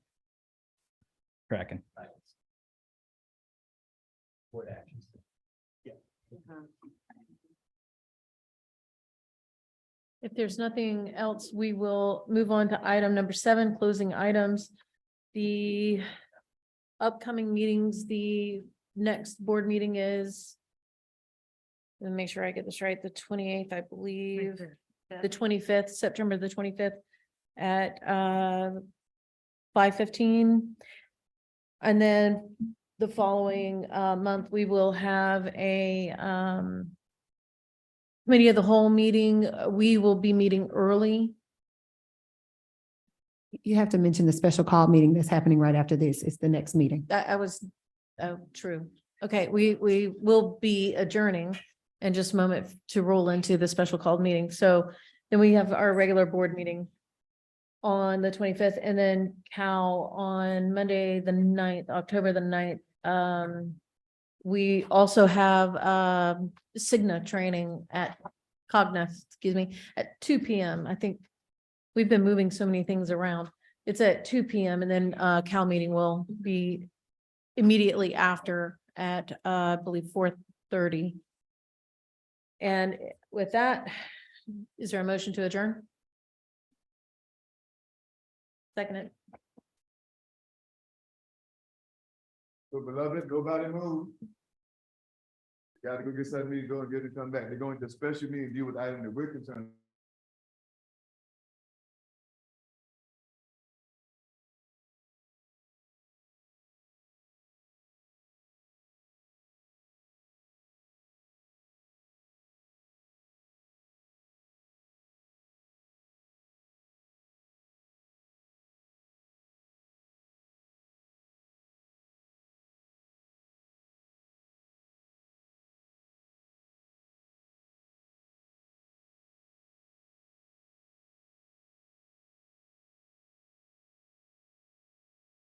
Three Board of Trustees special called meeting. Is there a motion to adopt the agenda? I so move. A second. No, there's no break. She said, wait a minute. There's no break. Apparently, we're flowing right into the meeting. Yep. Oh, we have to wait for her to pull up the agenda. Yes, you gotta pull it up.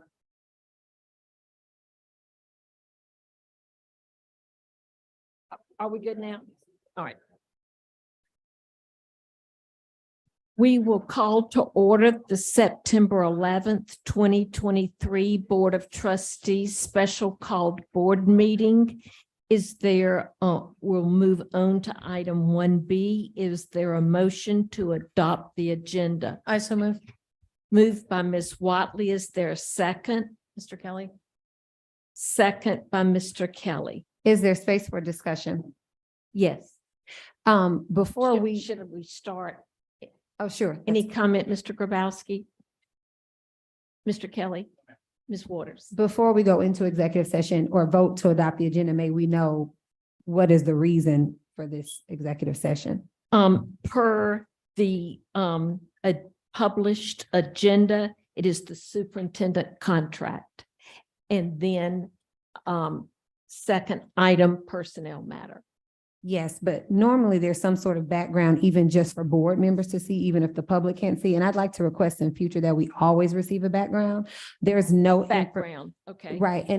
And you know, I'm afraid it's gotten away from us in this moment because it wasn't posted to begin with, but we're adopting an agenda. Some of us are voting and we have no clue what it is that we're walking into, because to our knowledge, the superintendent's contract was just signed 5 minutes ago. So we don't really have anything to discuss. Some of us. Duly noted. Ms. Bailey, any comment? Ms. Watley? Mr. Calhoun? Yeah, Ms. McKinney, I've actually went back and counted every time, most times when we had a special call meeting, you called me or texted me and told me. Or policy. People know what I do for a living. I feel as if I meet for a living. I do not go into meetings without knowing what I'm going to the meeting about. Well, It's not straightforward.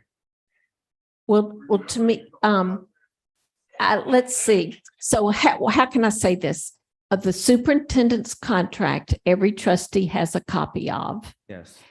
And so if it's on the agenda, if I were a trustee, which I am, I would read his contract. I read it when we read it, when we Okay. signed it. So what are we talking about? And when we go into executive session, we will have further conversation. Ms. Roberson? I find it interesting that the 4 board members are the only members of this dais that don't have any questions. And the 5 of you apparently know why we're going in to discuss the superintendent contract. That's Another lack of misrepresentation. transparency. Secondly, this is my turn to talk, whoever's talking on the side. I did not interrupt anyone else. Personnel matter. There's always information for personnel matter. So now we are going in, 4 of us, without knowing what personnel matter we are discussing. It is probably 8 people, but until we discuss the first item, we won't know about the second item. And that is protocol. I ran the agenda by our parliamentarian and general counsel and no one else. I didn't know we had a parliamentarian.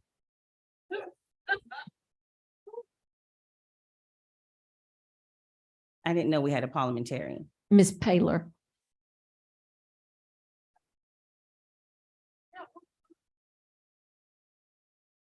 Dr. Tim, are you through, Ms. Roberson? Dr. Temple? Well, I'm very concerned about going into a meeting that I really don't know what this meeting is about. Yes, I have the contract, but what are we going to discuss about the contract? We just signed it a few months ago.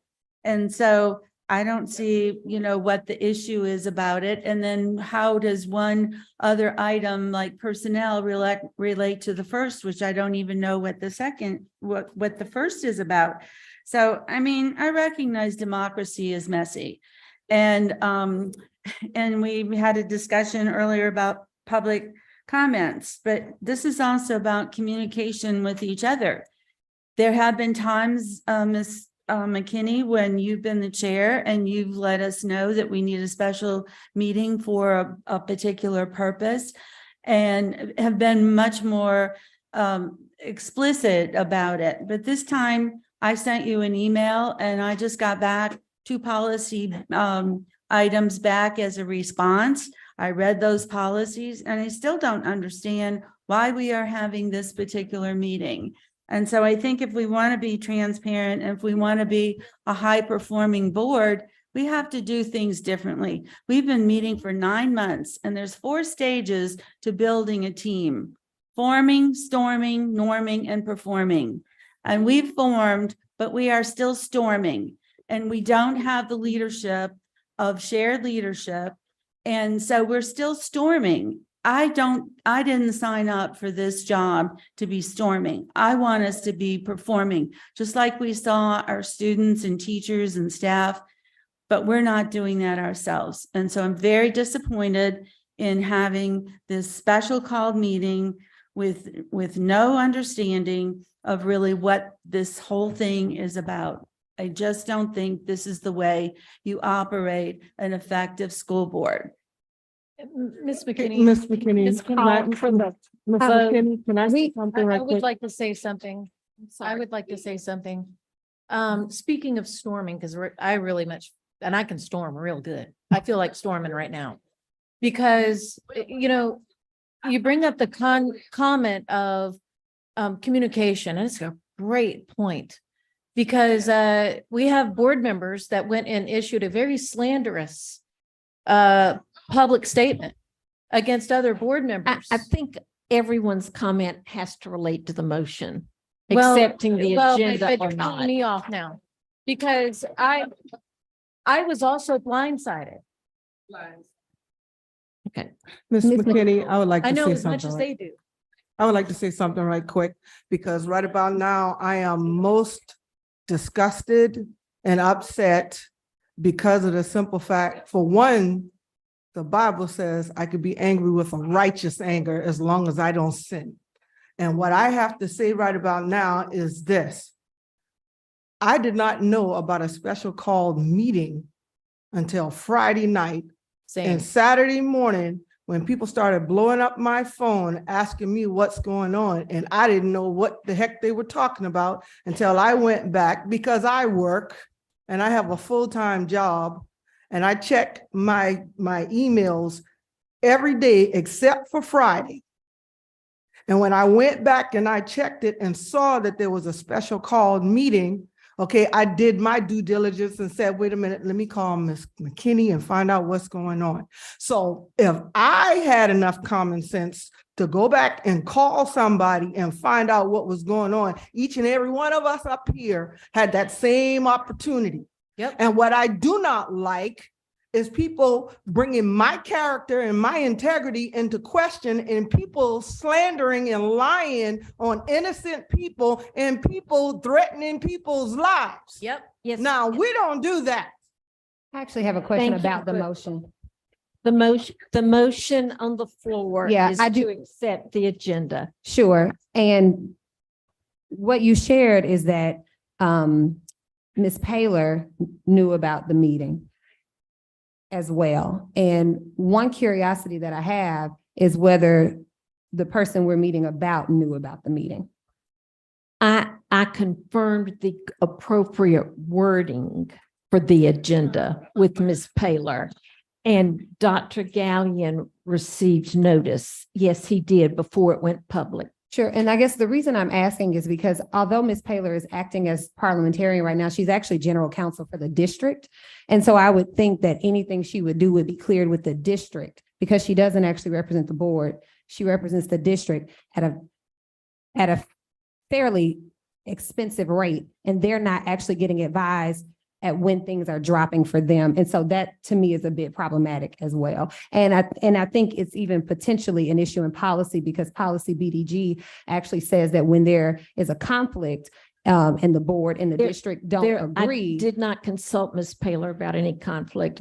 Well, Just the wording on the agenda. Sure, but the conflict here is that the district didn't know about a meeting that was happening until it happened. That's technically, he's her boss. So he should have been looped into this conversation that you were having. He shouldn't have been blindsided is the point. And our policy requires that the district and the board actually have separate counsel in the event of a conflict. And there is a conflict in the not knowing. Okay, so I'll call for the vote, please. I have another comment. Is it about the agenda? It's about the agenda item. Okay. I contacted by email Chairman McKinney, and I CC'd every single board member on that email. And I received only a response from Ms. McKinney with citing 2 policies, but no explanation. So I just want to say that I did follow up when I saw the special meeting, and I did not receive a response that I thought was respectful or informative. We will take the vote to accept the agenda or not. There is a motion on the We have floor. an email system to do work that can be FOIA'd. I do not have to use a private phone number to do official school district business. Then don't slander people.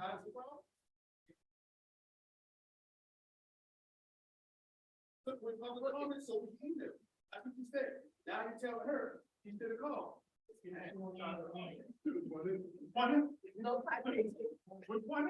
Uchi Wale one mic, guys.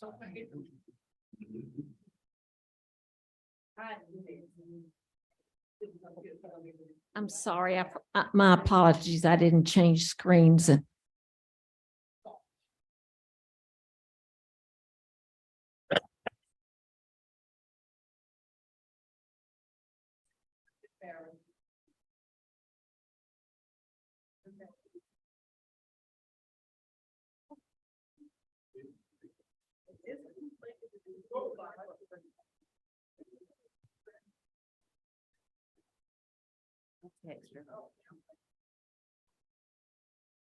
And the motion passes. Is there a motion to convene executive session to consider items covered by attorney-client privilege? I so move. Moved by Ms. Watley. Is there a second? Second.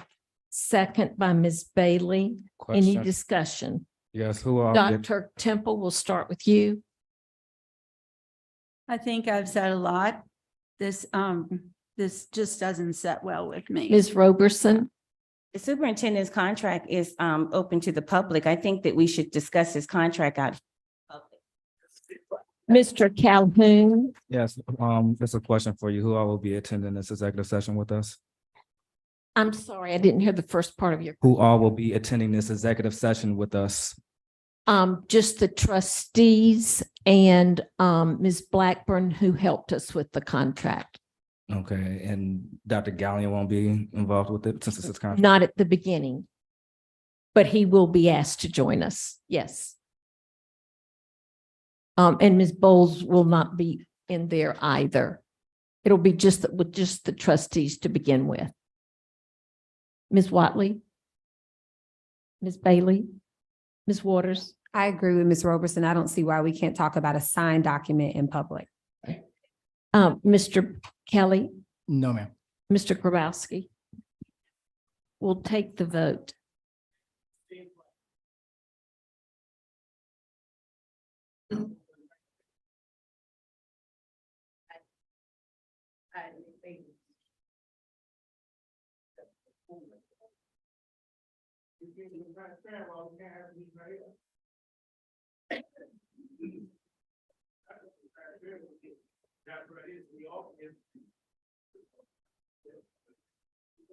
And the motion passes.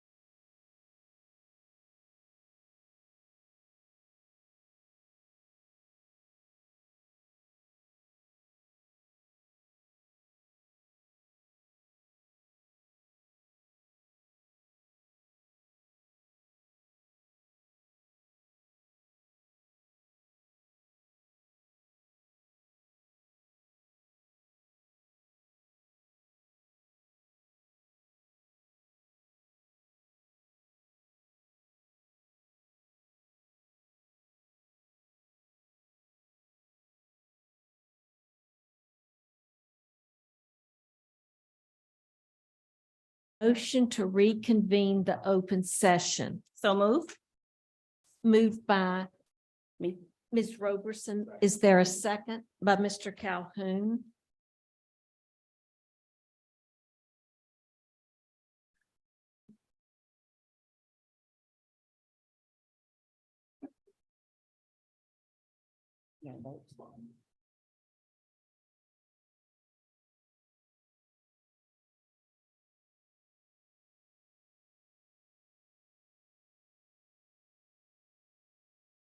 And the motion passes. Is there a motion to adjourn the special called meeting? I so move. Moved by Ms. Watley. Second. Is there a second? Second by Mr. Grabowski. What action, if any, was taken? What action? There is no action. We're adjourning. What happened